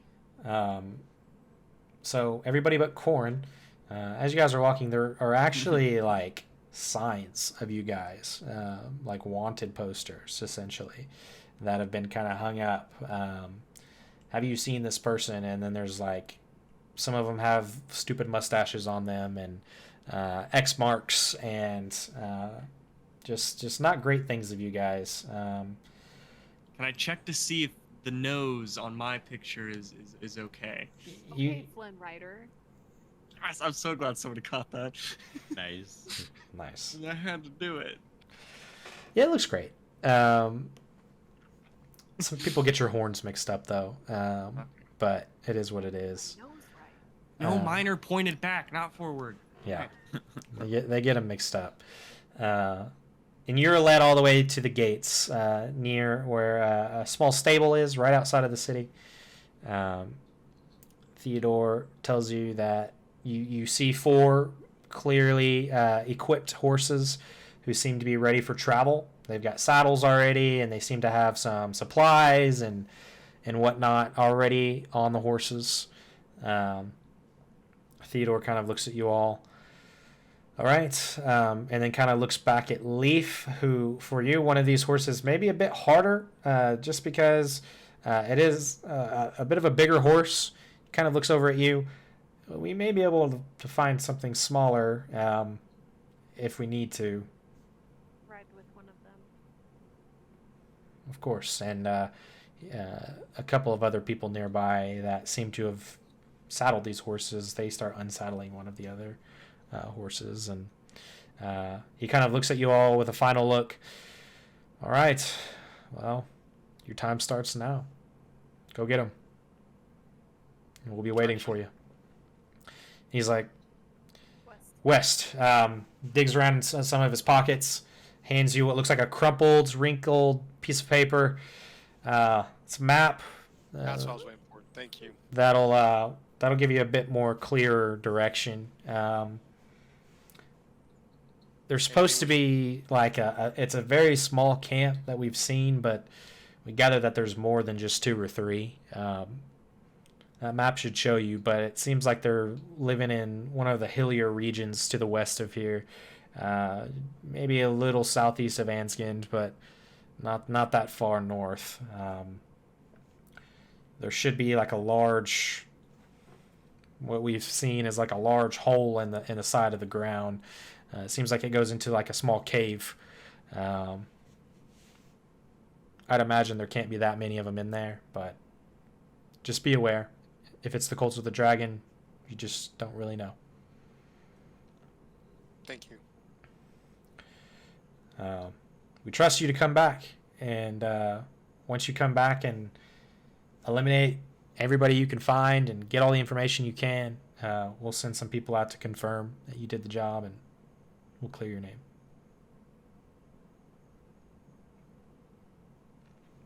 Kind of looks up amongst all of you. All right, well, get out of here. And he kind of steps back and probably 20, 30 feet or so, and just kind of watches as you guys begin to jump on your horses and kind of get used to this feeling. It's been a while since maybe the caravan, but even maybe before that, some of you guys haven't been on a horse in a while. for now, you don't have to roll animal handling, but you kind of get everything saddled up. You open the map, you have your direction, and you all begin to make your way west to hopefully find the Cult of the Dragon. It's here that you spend maybe 6 hours or so riding. You don't see anything, and you do get close to where you believe the Colt's camp is. You guys are, if you're following the map correctly, which you believe you are, you should be less than a quarter mile away. It's here that you can decide whether you would like to hop off your horses, keep going, however you'd like to approach. You haven't seen anybody yet, but you know you're getting pretty close. We go by foot from here? Tie the horses up somewhere? Good to me. Kind of out of the way? Maybe one of us should go ahead and see what we're walking into. Do you want to? I would. Okay. Were you kind of wanting to scout some things out? Yeah, just go up and see, go as far ahead as she can and see if there's any guards out or what exactly it is that all of her friends are about to walk into. Okay. Roll a perception check. 15. Where it counts, where it counts, where it counts. You spend some time kind of walking, and you're examining the ground, and you're looking forward and ahead, and you get to a point where there is you're kind of in this hilly region, and so but there does get to a point where you look ahead and you see what looks like a small but smoldering campfire. You see that there appear to be some type of wooden chairs out kind of around it, and there is what looks like a wooden stake in the ground with like a flag essentially on it. You kind of get a different angle, and you kind of run around, and you do see what looks like a large kind of hole in the ground essentially in the side of one of these hills. You don't see anybody present, but you do see this large hole in the ground, and you see this stake with this flag. You examine this flag from where you're at, and you do in fact see what appears to be the symbol of the Cult of the Dragon kind of inlaid on this flag. It's not very tall. I mean, it's just like maybe a 7 foot tall flag that's been staked into the ground. Just seems to be like a temporary camp almost. Well, I was going to say Leaf was going to take the flag down, but then you said it's 7 feet tall. She can't reach that. So she's going to kind of sneak into like the mouth of the cave a little bit. Okay. And like see if there's like a bunch of activity in there, or if it's pretty quiet and like looks like it's been abandoned. Yeah, make a stealth check. Nice. Sneakily, you're making your way up. You examine and see that the fire was recently lit or recently burned out. Essentially, there are some other little things here, like the remnants of some food and things like that. It seems like somebody was here pretty recent. You kind of sneak up to the side of the mouth of the cave, and you peer in just a little bit, and you see maybe 10 feet into the cave, there is what looks like a wooden door that's been kind of created to block the entrance into the actual cave itself. She'll go back and tell everybody what she saw and try to come up with a game plan. Okay. So if no one's in the camp, well, outside of the camp, outside of the cave, do we really need to do the original plan? Yes. Is that still something we want to try? We don't know what's in there. Yeah, we can knock.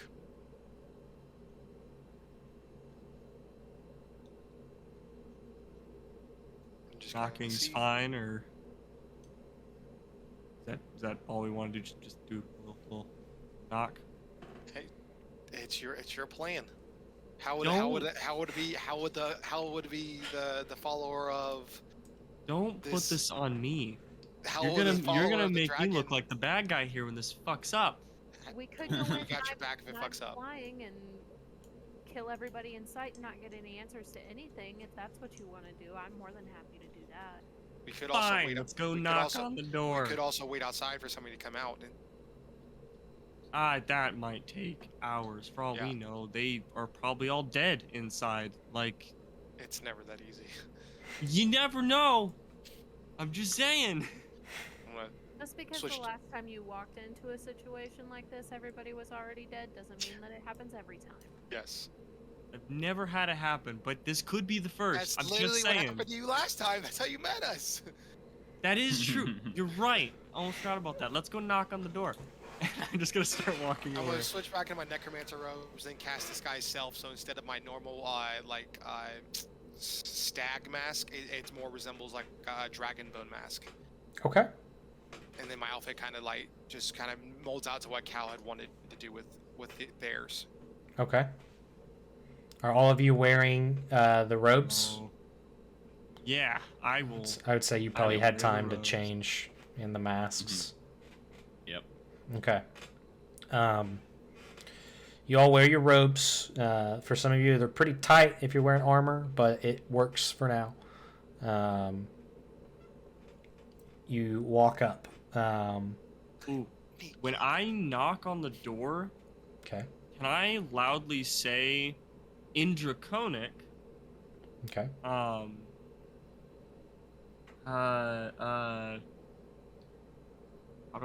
should I do this?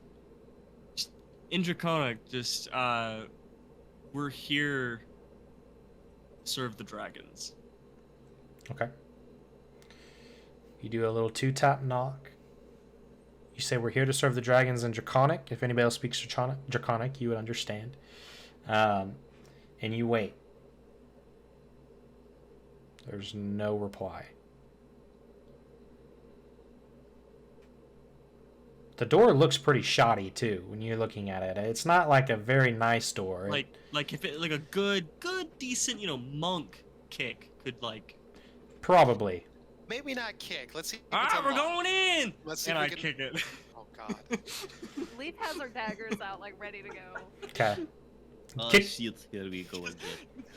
If there was another term for this in this world, basically all you'd be hearing out of my mouth is Leroy Jenkins! And just kick the door open. And... Yeah, it's your name. You Stormborn. Yep. I'll burst right in and have my quarterstaff out at the ready. You burst in. You kick the door open. Requires little strength. As the door swings open and actually falls off with a makeshift hinges, it seems, and crumbles to the ground. You look in. Dust fills the air, and you immediately can see maybe 30 feet in front of you. There's a wall, essentially, what looks like a stone wall. And it curves around into a circular, almost hexagonal shape. Inside, there are some crates. There seem to be some boxes and things like that.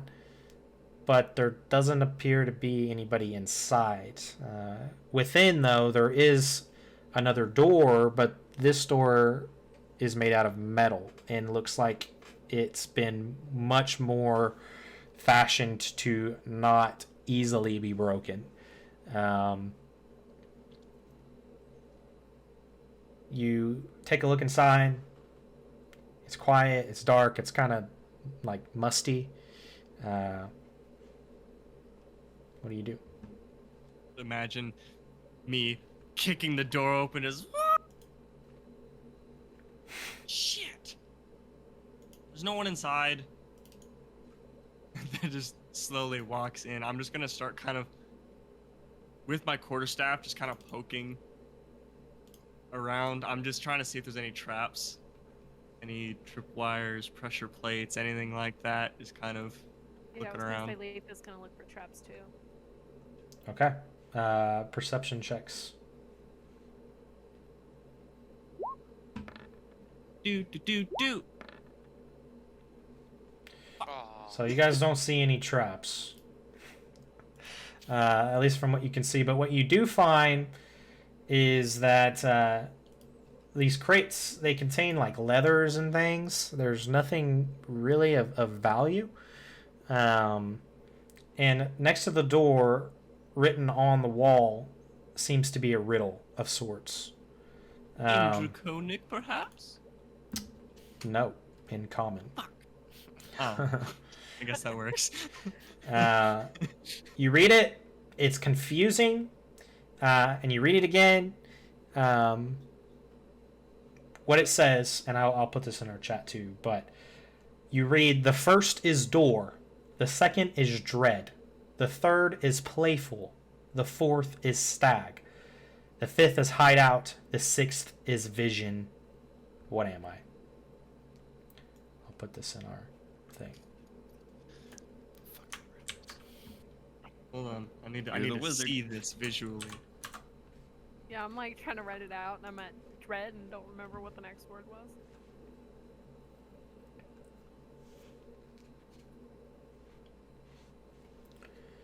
You see this written on the side of the wall. It seems to be old, maybe. It seems like somebody tried to like scrape this out on the side of the stone here. And it is written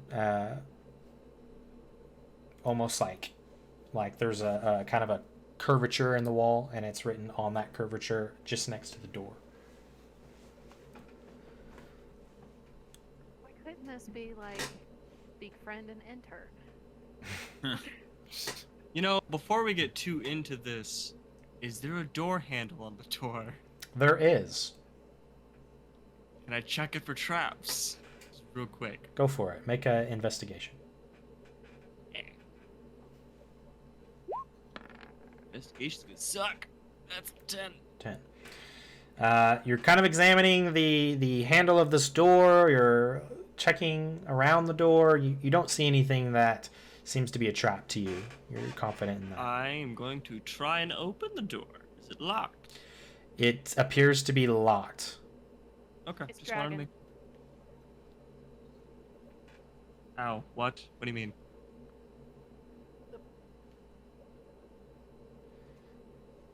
Leaf would not be able to figure this out, but Rachel did.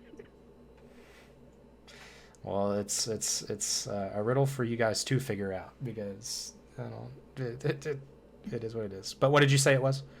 Dragon. It's not long before the writing on the wall kind of comes to a hot, fiery look as it almost flows across the words again. And as it does, you hear a click on the door. I need an explanation on how you got to I'm dragon. typing it. Hold on. Okay. Because I'm still lost. Because I'm actually quite intrigued onto how. Do the words spell dragon like D Yeah, for so- dragon, R yes. from dread, and then Yeah. A from playful, the G from stag, Yeah. and then O You from just typed hideout, me and then N from vision? That's some sneaky shit right there. Leaf is not smart Yep. enough to figure that out, but Rachel was like, numbers and letters. It's geometry. okay, so the letters Yep, correspond. yeah. Okay. I see it now. Okay, that's Yeah, that's first, second, third. pretty fourth. cheeky. Okay, yeah. okay. Cool. All right. All right. You say this, you hear a lock or something click on the door, as if maybe it just unlocked.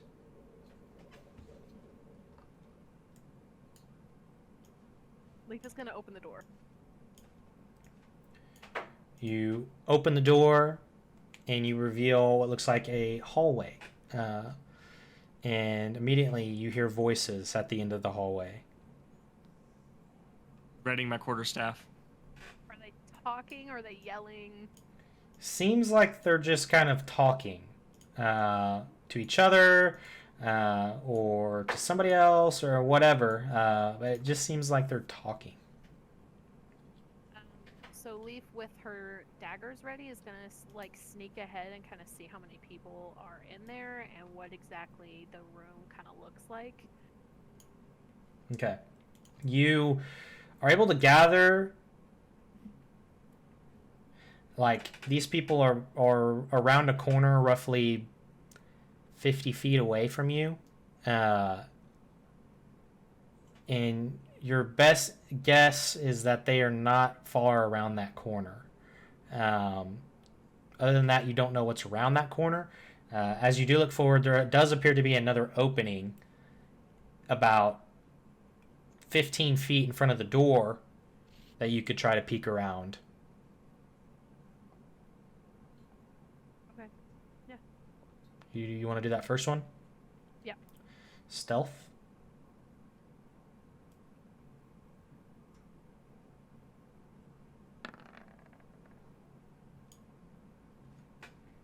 You make your way up towards that first, keeping your eyes forward because you still hear those voices. You make your way forward and you peek around the corner to see 4 individuals in another circular room, which looks almost more round. And there are 4 guys who are all just kind of hanging out. They're not really talking. They're just kind of standing. Got a couple beers, chilling. Seem to be just kind of chilling, yeah. As you kind of sneak around, you kind of continue to look forward. You're keeping your eyes forward, still listening. You kind of hear them talking. It's basically small talk. They're just kind of asking how's their day, what shift are you on, things like that. The boys, beers, chilling.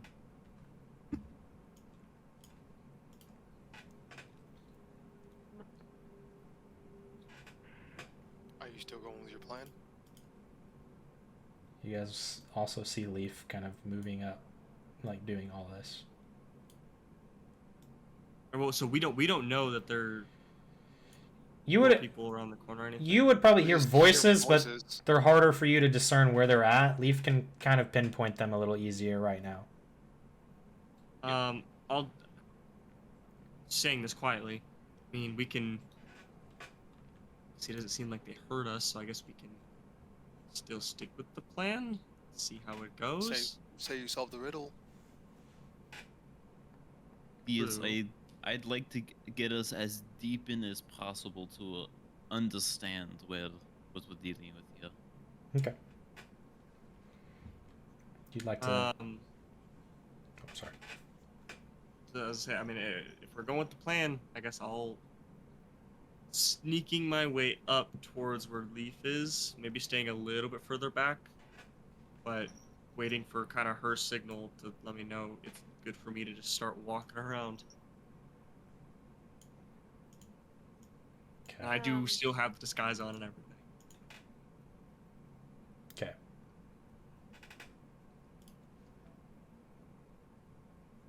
So Leaf is going to like kind of see Freddy walking up to her a little bit and like put 4 fingers up and then go into the room with the guys.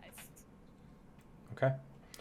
If you guys are on roll 20, you should be seeing a Yep. map. Oh yeah. We love maps. Oh, dude.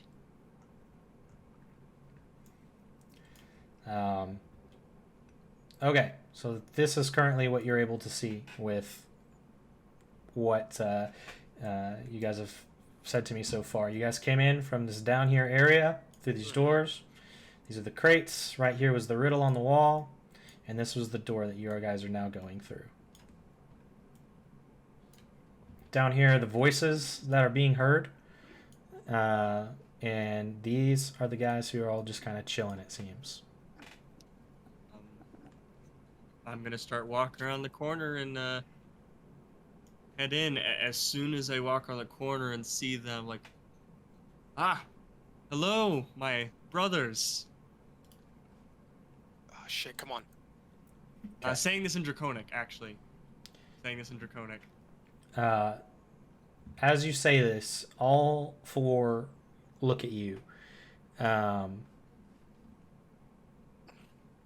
they all kind of look at each other for a moment. Confused. But nothing has happened yet. None of them have spoken up. I'm gonna then speak in common. Do you all speak in the way of the dragon?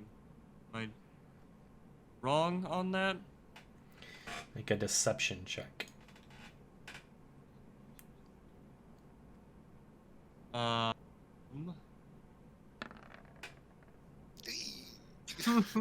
I would like to use my reaction for bend luck. Okay. oh, so do I... So I'm gonna add a 1d4 to your roll and hope that it is higher than a 1.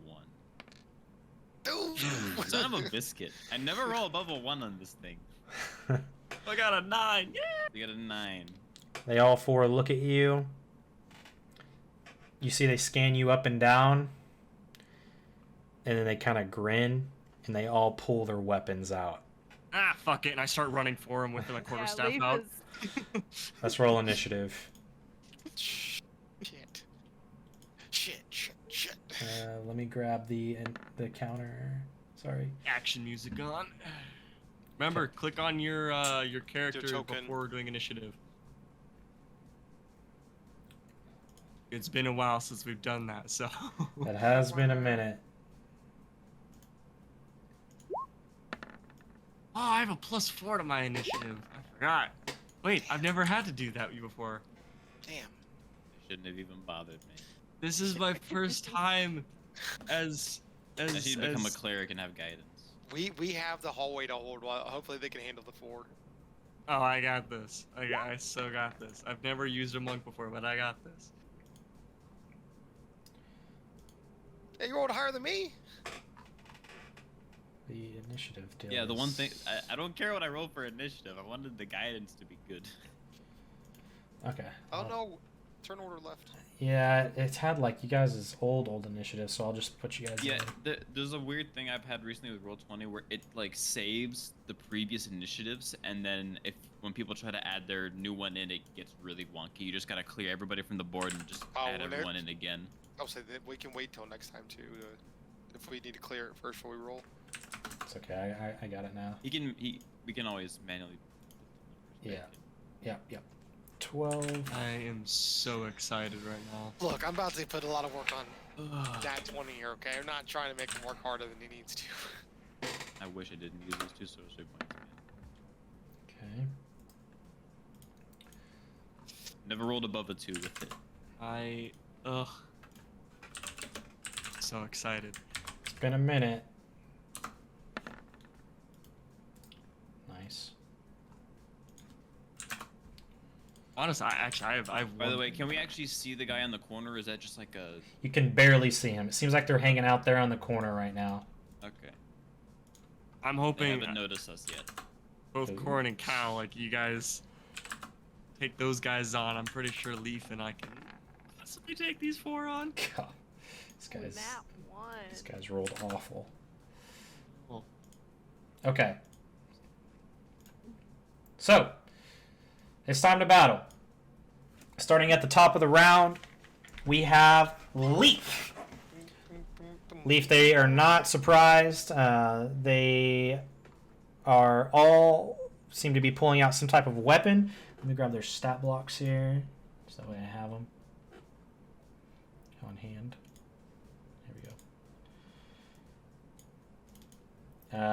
You see that the guys are wearing red robes and they have hoods. They seem to be holding some type of dagger. And in one other hand, they seem to be preparing some type of spell. The other two that seem to be wearing more black robes and they have these types of mask. Let me make sure. These are more of the cultists. you see as they pull out these longer scimitars, and they are preparing to rush forward, what seems like to fight you head on.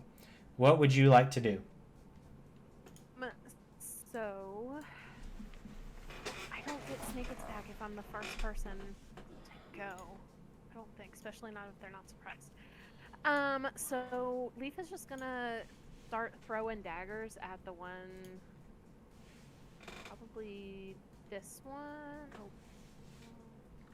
this one. Okay. And she's gonna throw both of her daggers.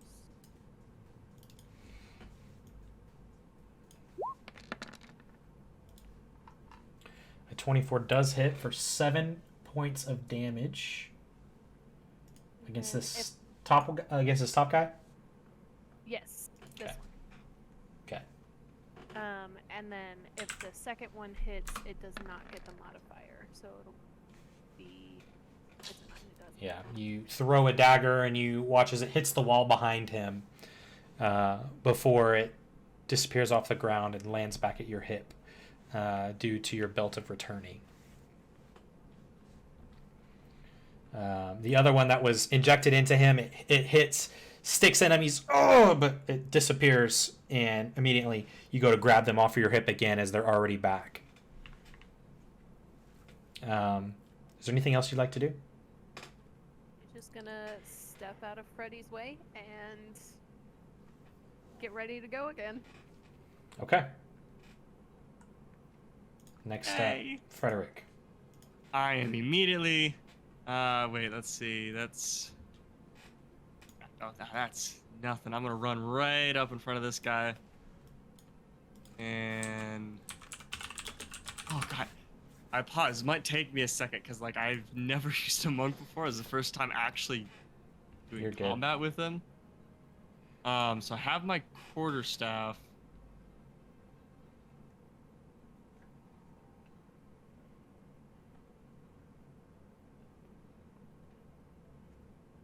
That.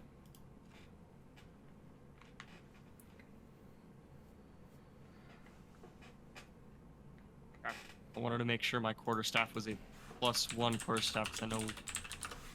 Where's that? Okay, so yeah, I'm just gonna go up and I'm going to hit him with my quarterstaff. Okay. Oh, did it do? That is 10 to hit. 10 to hit. That will not. You take your quarterstaff up and you swing it around to hit him, but you watch as his scimitar stops it, leaving a small indentation into your quarterstaff.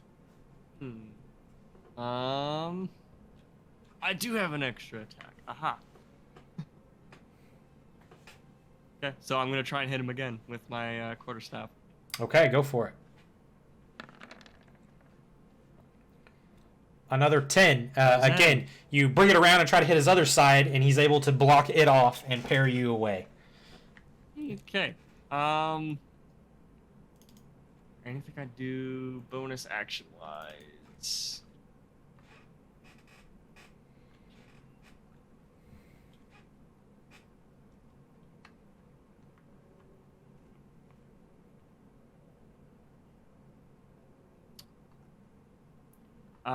At that point, I'm going to. Nah, you know what? I'll wait. I'll wait for the second. So that'll be the end of my turn. Okay. Next up, it's the cult fanatic that you had threw your dagger at, Leaf. He's going to look at you and hold his hand out, and you watch as a flame imbues in his hand. He's going to send it to you. You need to make a dexterity saving throw. Okay. 11. On top of that,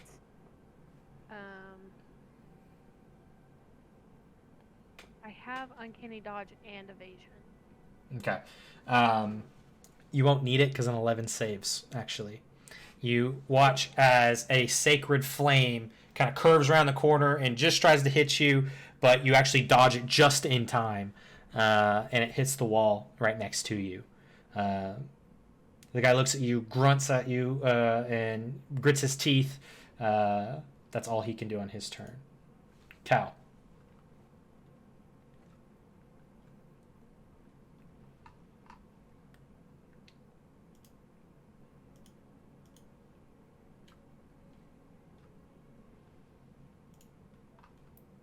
How beat up do the guys currently look? So the guy up at the top has had a dagger taken into him.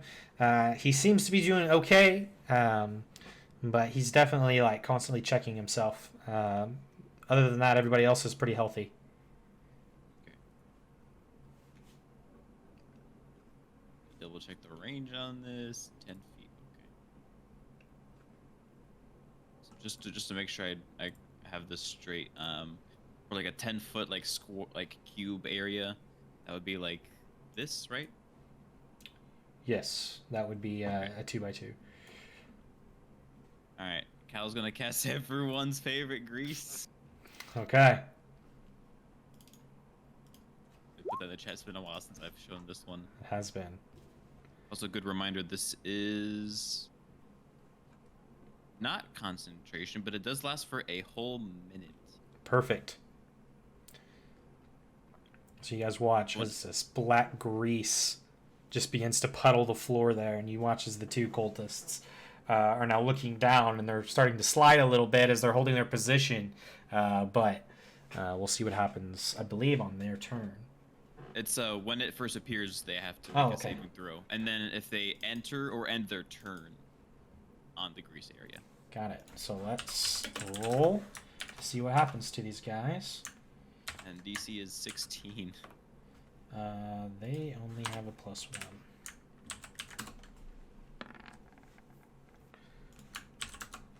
So both of them fail. They both fall prone. You both watch as both these guys, this grease puddles the area. They both kind of stepping and sliding, and they both just fall to the ground, not able to stand firm.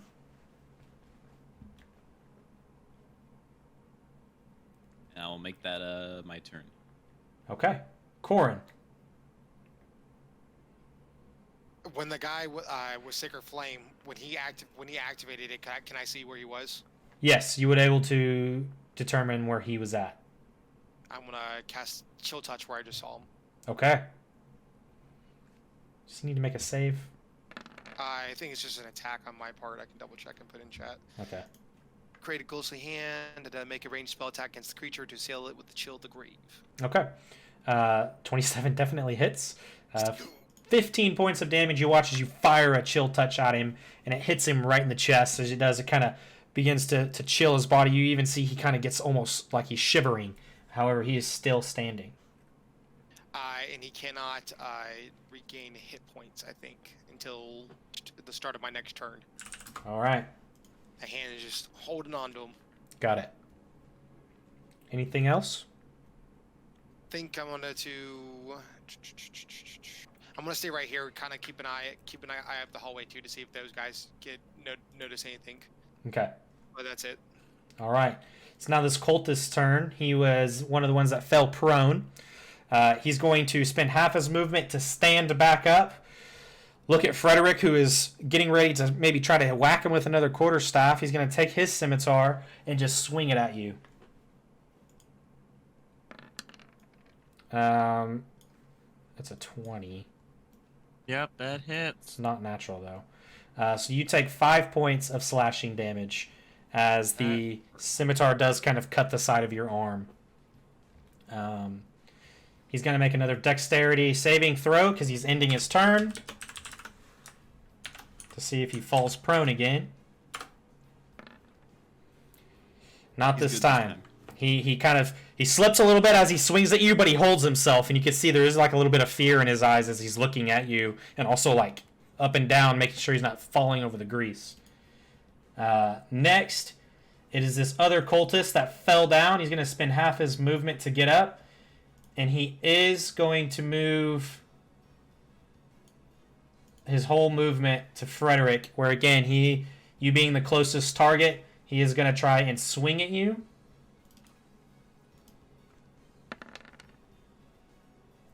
Natural 1. As he swings at you, he's just getting through the grease. He kind of tries to slide and swing as he's sliding, but finds solid ground. And he accidentally swings over you and throws his weapon. It clings off the wall behind you. He finds himself without a weapon now. And then last on the list is this cult fanatic back here. He sees the grease on the ground. He's going to move.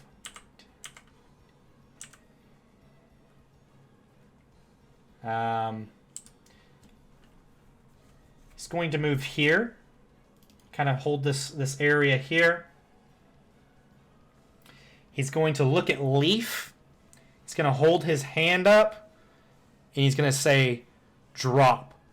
I need you to make a wisdom saving throw. Ooh, this is gonna be rough, guys. You got it. Come on. Oh god. Oh no. You feel this word pierce your mind, and for a moment, you feel convinced to drop your weapon. You drop your weapon on the ground in front of you, and you just kind of stand there looking at him. You're confused, but you know you're supposed to do this. So you drop your weapon, one of your daggers that you had just pulled back from your belt, you just drop it on the ground. That's his turn. But what he does know. It is now your turn. You just dropped your dagger on the ground, and it clicks back to you like, why did I do that? You're back to yourself for this time. So she's gonna grab one of the other daggers that's in her belt. Okay. And throw it at the guy that just ran up on Freddy. It's hit. If you get a chance to read chat, Nat, people are asking about a rogue thing. Oh, okay. Sorry. No, And also rogue a action. battle map. And they want to know if you can switch scenes to the battle map if that doesn't mess up the cameras. I will try. We've had some issues with our cameras tonight. And Here, because we'll do he this. is within 5 feet of Freddy, I get sneak attack. Okay, go for it. Come on. There we go. Nice. I think we'll actually might be able to make this work. Dang! 23 altogether. Play around when it comes to my friends.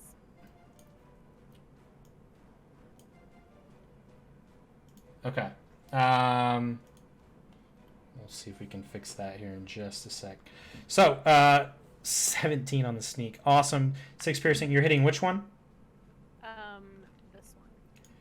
All right. You take a dagger and you throw it, and as you do, it hits him right in the neck. And as it does, you watch as he immediately kind of goes up to grab his neck, blood shooting out, and then he just kind of falls over and dies.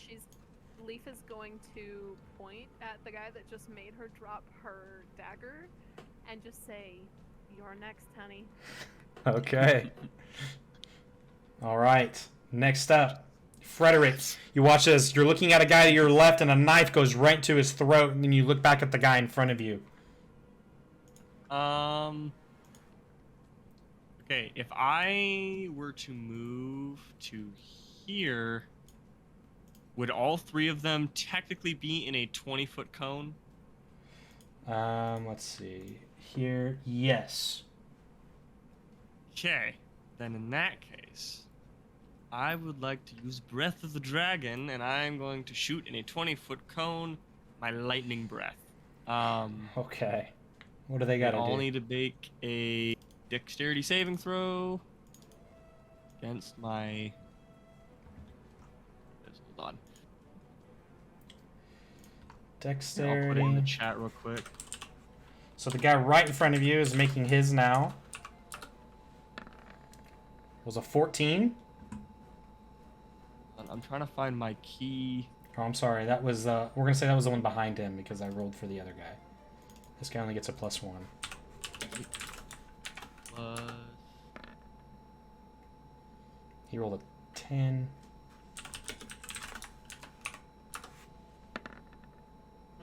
All right, 14, 10, 11. they needed to beat a 13, so one of them made it, the 2 others did not. Okay, so this guy in the back here is the one that made the save. Okay, and then I don't know what my martial arts die is. Your martial arts die? Yeah. I'm trying to figure out what that is. Okay, 1 sec. Up on good old Google. The Googs.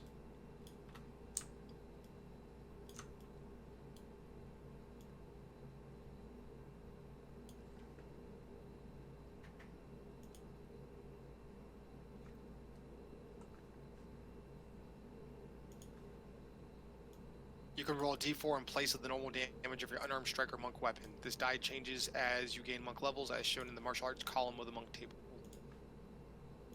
So I'm looking at D&D Beyond, and the thing I have, it says 2d6. But I didn't level up in D&D Beyond, so I'm only a level 7, so I don't know if that changed. I think it does. Chad is saying it's a d6. 6? If you're a level 8 monk. For the monk unarmed, like, stuff, yeah. Okay, so 2 rolls on martial arts die, so yeah, it'd be 2d6. So...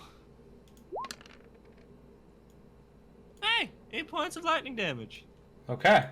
8 points of lightning on all And of that's them, except for the... two of them, and then the third one gets 4 points of lightning damage. They take half.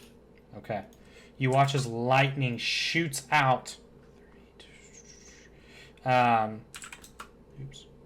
Lightning shoots out from the mouth of Frederick, and as it does, it curves into all 3 of them, as you see almost like this wave of lightning. The guy in front of you nearly falls down, but holds steady, trying to not fall in the grease as well. You did Right as I do good that, damage. I'm like, how's that for the power of a dragon? And quarterstaff ready. All right. Okay, next up, we have this cult fanatic up here. He is going to, again, look at you. This guy pulls a dagger of his own, and he's going to attempt to throw it at you. He rolled an 8 to hit. That does not hit. Throws it right over you, Cal and Corn. You actually see as the dagger hits the wall right in front of you guys and clanks down to the ground. There. As it does, the fanatic again just looks down, seems disappointed. That's all he can do on his turn. It'll be Cal's turn now.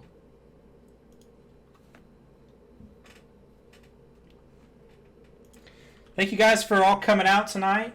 So sorry that I haven't been reading Cal is chat. going to And sorry for like the weird prepare difficulties a with the oldie but cameras. a goodie with, magic missile. Doing my best to make sure everything is working okay. All right. Who are we targeting? Okay, so I'm gonna cast it just as a first level spell. I'm gonna target the guy furthest away from everyone. Okay. Over here in the back. One that made me drop my knife. Keep forgetting I have Hellish Rebuke. That's a reaction, I believe. Yep. And I've been hit at least once. Yep. And I guess if he survives, I'll just keep hitting him like with all 3 if all 3 don't. Okay, so your first one goes in, and it sticks him, but he's still alive. He kind of looks up as it looks like another one is flying his way.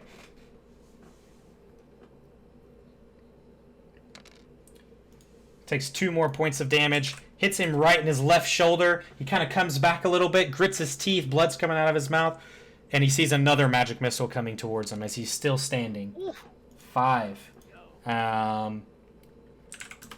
Another one straight to the gut. As he does, he leans over, but then just keeps looking forward, still standing. Alright, and that'll be my turn. Okay. Corin. Same guy, Sacred Flame guy, chill touch. Go for it.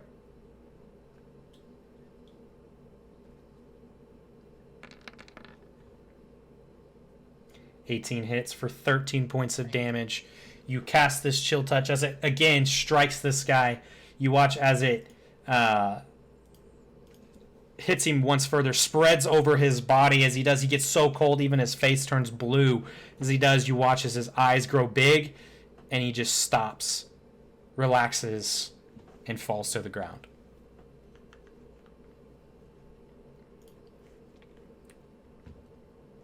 Is there anything else you'd like to do?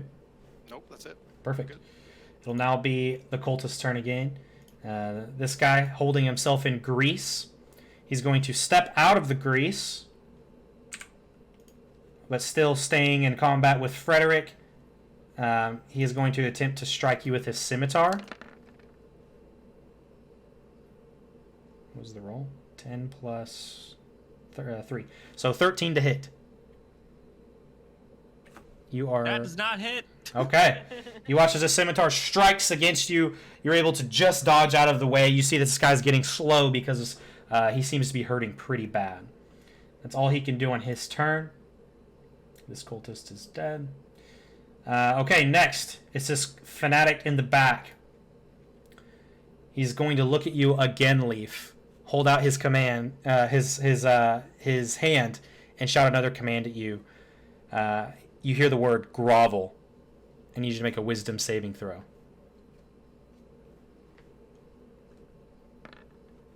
Are you kidding me?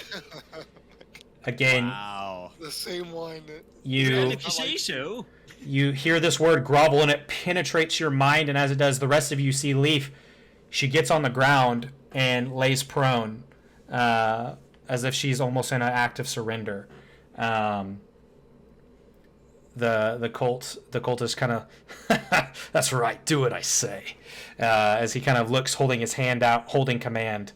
That's all he can do on his turn. Leaf, this is no time for naps. My brother and Dragon Guide. Read the room.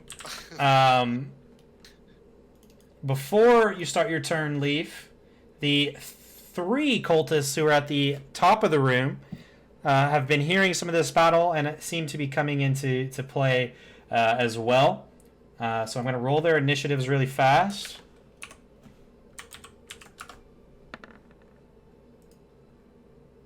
Oh my god. Let's go. All Get right. below a 10. Below a 10.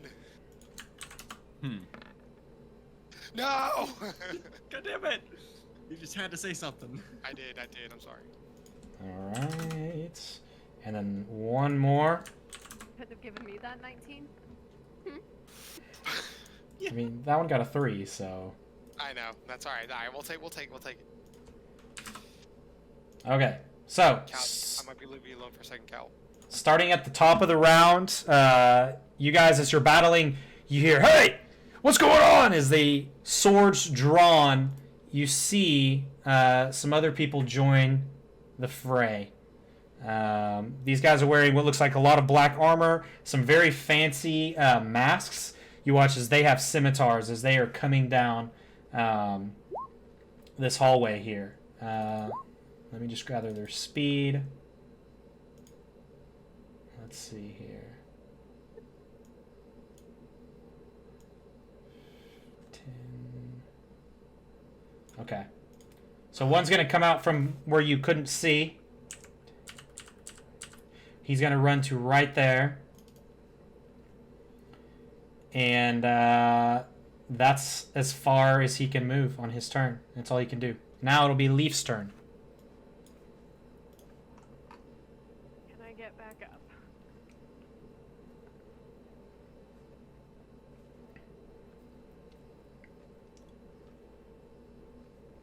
up? You can. Sorry. You your mind comes back to you. You're like, why am I listening to this person? You get up off the ground. If you choose. Yes, Leaf is gonna get up, and she is beyond pissed off at this guy. Okay. And she is going to throw both of her daggers at him. Okay. Roll to hit. Natural 20. She's Let's done. go. Heck yeah. Okay. So, this is your first dagger? Yes. Perfect. You rolled what? 1d4 plus 4, and then it rolled an extra d4. Is that what I did for the crit? I always get confused on what Roll20 does for crits. I think so. I think it rolled an extra. Okay. I would say, what have we been doing? Doubling the damage normally? Yes, I think so. Okay. So I would take that 17 and just make it a 14 and ignore that last 4 because I think it rolled an extra d4 for critical damage. Yeah. So, 14 points of damage on one throw. You watch as this dagger strikes true. This guy, however, isn't dead, but he's looking really beat up as he looks at you. Ugh. And he's trying to hold out his hand again to maybe cast another spell, but it's still your turn. So she's going to throw her other dagger at him. Okay. It does not hit. A natural 1. We go from a natural 20 to natural 1. The balancers are scaled. You watch as you throw your dagger, but this time it was not a very well thrown dagger at all. As it throws, it lands just before, right in front of him, actually. And he kind of just looks at it, but because of your belts of returning, you watch as both daggers fly right back to your hips. He kind of looks at you and sneers. He's not very happy.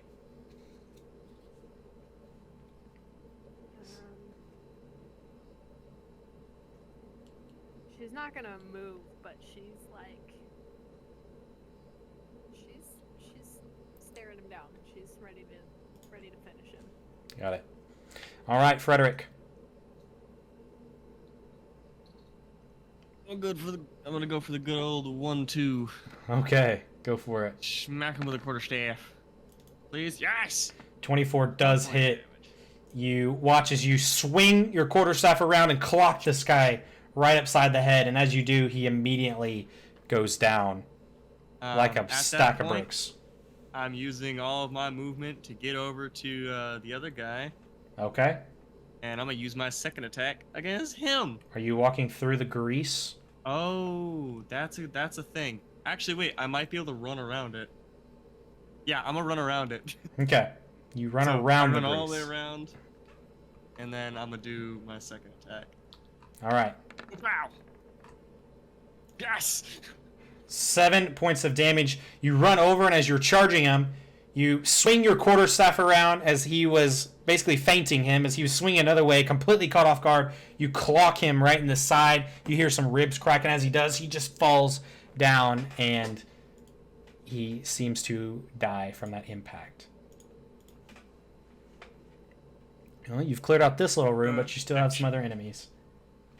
With my little bit of movement left, because I did, what was it, 15? Yeah. That's 25. I'm gonna go. That's 30. Yeah, I'm gonna move up to here just to get closer. You got 40 feet of movement. I think that's. Great. Am I wrong on that one? Do I not have? Oh, I don't know. I have 45. Oh, 45. nice. So I'm gonna move five more feet up. Okay. Mr. Leg. Wow. Leg has 25. Fine. Mr. Monkman over here can run. All right. So you clock those two, and you begin to run outside of the room. It is now Cal's turn.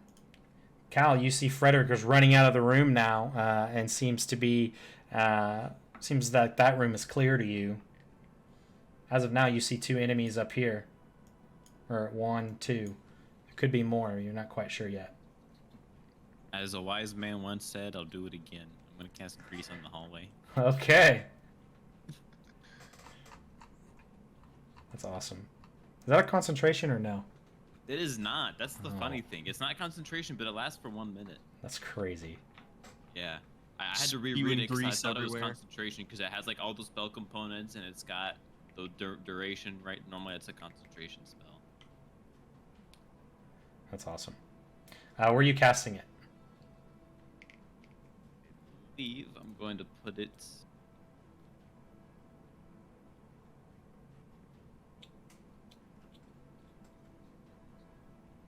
This should buy me enough time if we just stick them right here. Okay. That cultist is going to make a dexterity saving throw.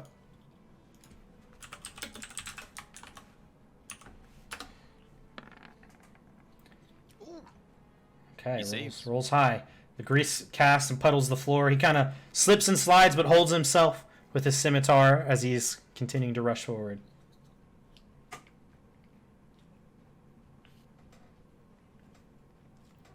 Anything else?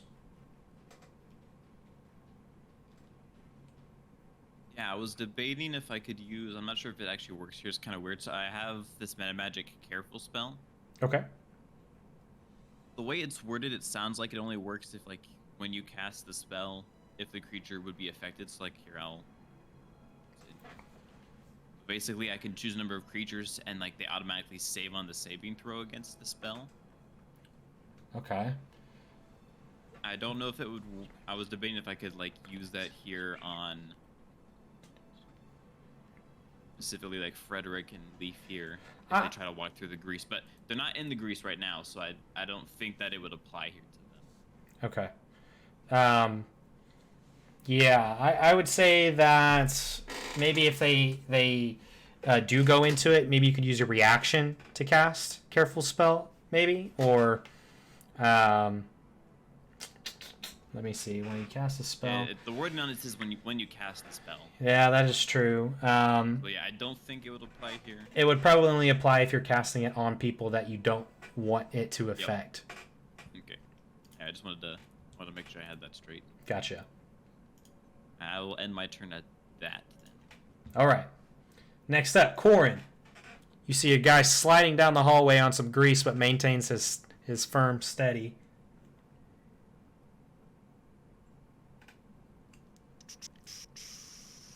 All right, I know what I want to do. I'm gonna cast. I'm gonna see him start coming toward us. I'm just like, really sorry about this. Scorching Ray. Okay. But trying to. This is where my question is. Uh-huh. Do I want all 3 rays that hit him, or do I want 2 rays that hit him and 1 hit the grease? I don't know why. I don't know what. How much? I don't know if it's gonna do more damage than my ray if it just hits. Goes to hit him. It's up to you. This turn I'll keep it up just in case. I'll go all 3 hit him. Okay. Just in case. There's a reason Cal did it in case anybody else comes by. So I'm gonna do all 3. Let me visit this so I can look at this side so I can see it as it goes. All right, first one. 12. Sure that does not hit. Let's see. It doesn't, unfortunately. Okay. Second one. What?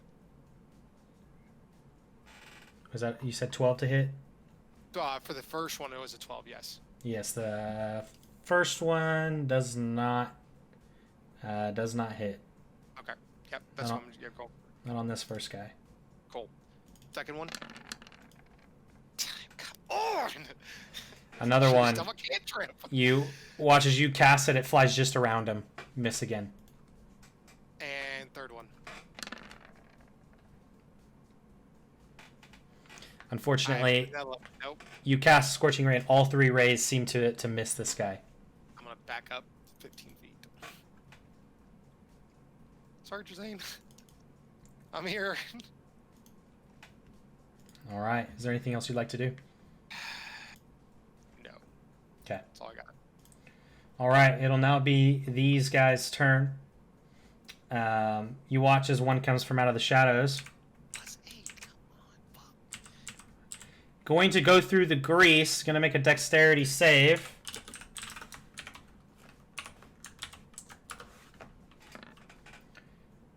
Rolls a 2. You watch as soon as he gets into the grease, flies forward, falls on his back. That's all he can do on his turn.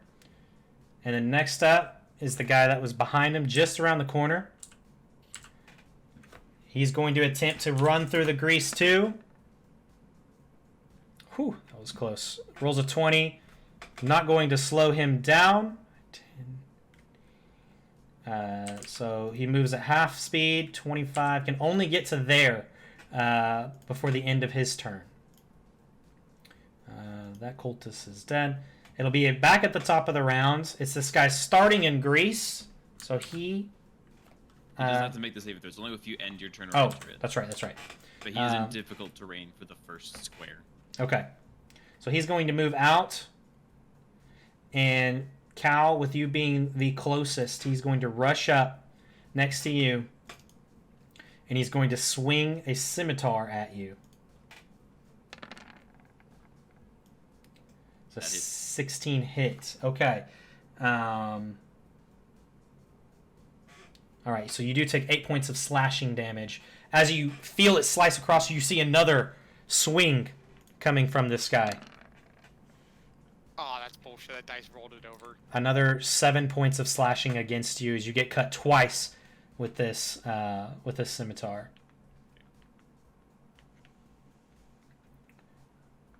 Okay, and that's all he can do. It's now Leaf's turn.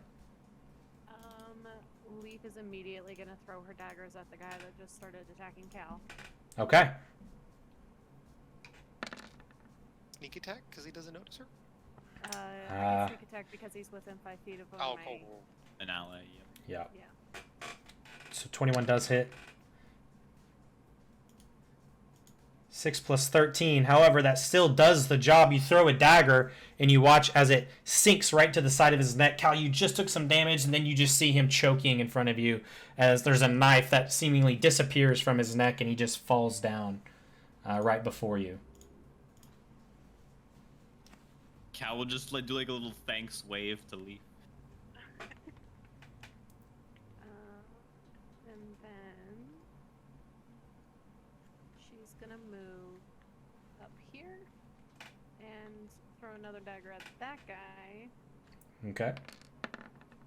and miss. Yeah, you throw a dagger, clanks off the side of the wall as he focuses on you, and now looking at Cal, trying to decide maybe who he's going after next. Next up, Frederick. Yeah. All right. I'm gonna go.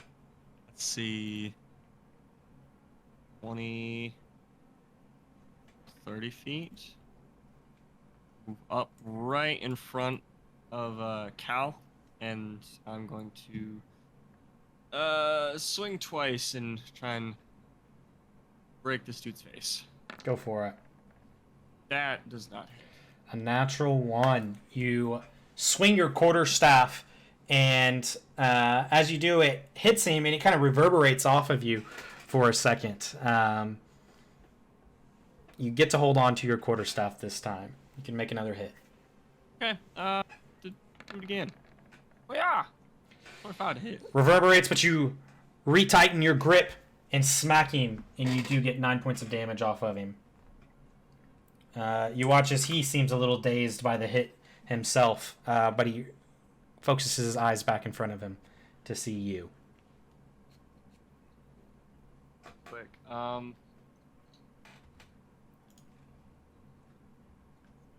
All right. I'll leave it at that. Awesome. Cal. You just heard a loud clank as you saw Frederick smack this guy right upside the head with his quarterstaff. Yeah, Cal's gonna reposition a little bit. Off to the side, on this side, and gonna throw a firebolt Perfect. at the guy in front of our monk friend here. All right.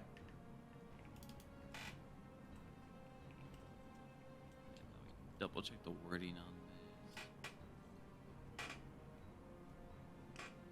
Okay, so I have another funky question here. So Tides of Chaos says you get advantage on an attack, one attack roll, ability check, or saving throw.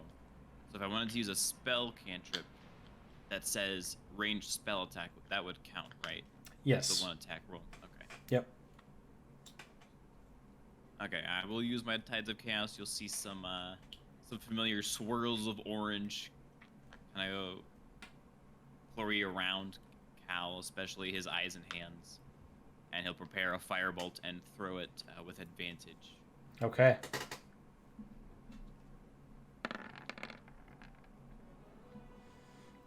That does hit. 24. And you're hitting this guy right in front of Frederick? Yep, for 11 fire damage. You watch as the fire smacks him right in the face. You hear as he starts screaming for help, trying to put the fire out. And you watch as his hands just kind of fall limp. Frederick, you push him as he falls back into the grease before the fire fades. Unfortunately for them, the grease does not catch.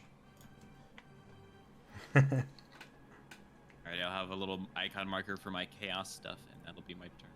Alrighty. Every time I cast a leveled spell of 1 or higher, it'll trigger wild magic. Perfect. Be careful, he might grease on us. Myself, again. That has happened before. Alright, Corin. One guy left, and he's on his back in the grease. Perfect. I'm gonna try to walk up, see if I can see him. I'm not sure if there's. Did you say there's torches in here, or is it just a dark hallway? So there actually are wall torches. I don't have them on the map because I couldn't find any that really worked, but there are wall torches that keep it dimly lit. Seems like all throughout this area. I'm just gonna go back to what was working. I'm just gonna cold touch. Okay, Or not cold touch. Sorry, chill touch. got it.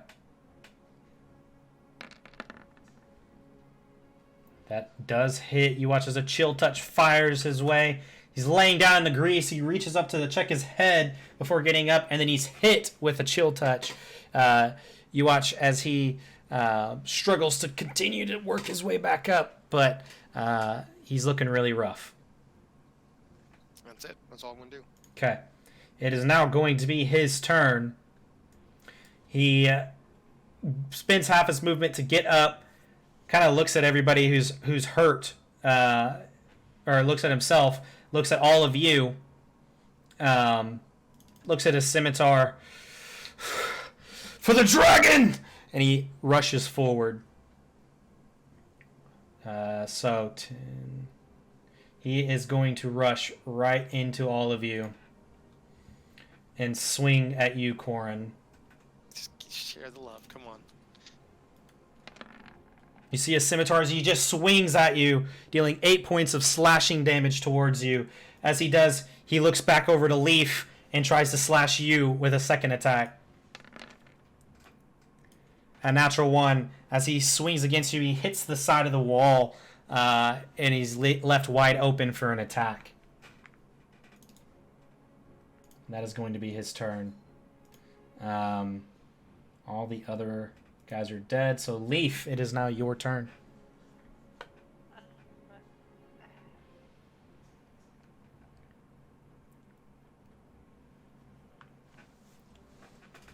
think she... So Leaf is just gonna like dab it like right in front of her, but give him a little pokey poke. Okay. You go for a stab right in front of you, but he's just narrowly dodges it. You actually catch some of his black robe that he has and rip some of it, but not able to find purchase in him. Perfect. You do swing, and with a final stab, you do catch him this time and implant your dagger straight into him. You pull it out, and as you do, he just kind of looks down, sees the blood pouring out of him, and he falls back and dies. And that is the end of combat. Alright, well. Yeah. And that will also be the end of our session for tonight. No! Sorry. Let me cast my necromancer spells. So welcome to the Cult of the Dragon Dungeon. I'm going to now. I was waiting. I just need 2 to die. They're coming back. Don't worry. You've successfully killed everybody here. You've made yourself into the dungeon. It's been a while since we've had some combat. I know. I would just like to say for the record that Leaf is gonna go back and look through these 2 guys and see what they got on them, because that one guy was kind of a dick. All right. Cool. Well, we'll do that next session. And you'll be able to look through everything, explore this dungeon a bit further, and see what's left in here for you guys. Awesome. It was great. Glad we got to do some Exciting. combat. Are you happy, Yeah. Monk, over there? Did Yes. you use your stuff? Yes, I've actually killed people. What? No, that was so much fun. I apologize. I apologize, like, to me taking my time to see like No, you're good. what I could do, but I'm like, You're doing the same thing. I'm like trying to hold back slightly. Thank you guys for being here tonight too. Because I have things that I have key points that I can spend, but I'm like, I don't want to spend them quite yet if we're Not about to too early. fight something bigger. Yep. I'm like, I don't know. But I did want to at least use my Breath of the Dragon, and that was a lot of fun. That was awesome. Awesome. All right, guys. Well, thank you so much for all being able to meet up tonight and get through course. this. I know we ran a little bit long, but really wanted you guys to at least get a little bit of combat in to get ready for the next session or two here in this dungeon, depending on what happens. So. Nat 20 was like, they're going to the fucking library. Just go to the fucking go to the cultists. I'm researching books. I can see. No, it. that's cool. It did benefit you guys some. But yeah, I have one question just to clarify: is the dragon cult separate from the Black Hand stuff? It seems like it is. As far as you guys know, the Cult of the Dragon is its own faction that is separate from the Black Hand. Okay. So, it seems like this is just another group of people that do bad things, but they focus more on dragons. So. Weird stuff. For justice. All right. Well, what do you guys think about the Cult of the Dragon and getting arrested and? Still think I was not expecting the arrested part. I was not expecting that. I thought, but immediately everyone hating us in the city was definitely a plot twist I did not expect. I was waiting for like the entire city to be being run by the Black Hand. Yeah, me too. Like Yeah. the Black Hand, like banners or something over the walls, and we're like, well, The shit, we Pumpkin gotta King, find yeah. our way in. Yeah. Like build a resistance kind of a thing. But no, we got in, instantly gets arrested and sent on a quest. Okay, cool. Perfect. Yep. Yep. There's no time to hang out or really do much. Seems like you guys have been the perpetrators. Rumor has it seems. So we'll see what happens in the coming sessions. Can't wait. Oh, yeah. All right, guys. Thank you so much. I'll catch you guys hopefully if we can make next week work. If not, we'll figure out a time and we'll play again. All right, sounds good. Good. Sounds great. Awesome. Have a good night, guys. You guys have a See good y'all. night. See you Bye, guys. everybody.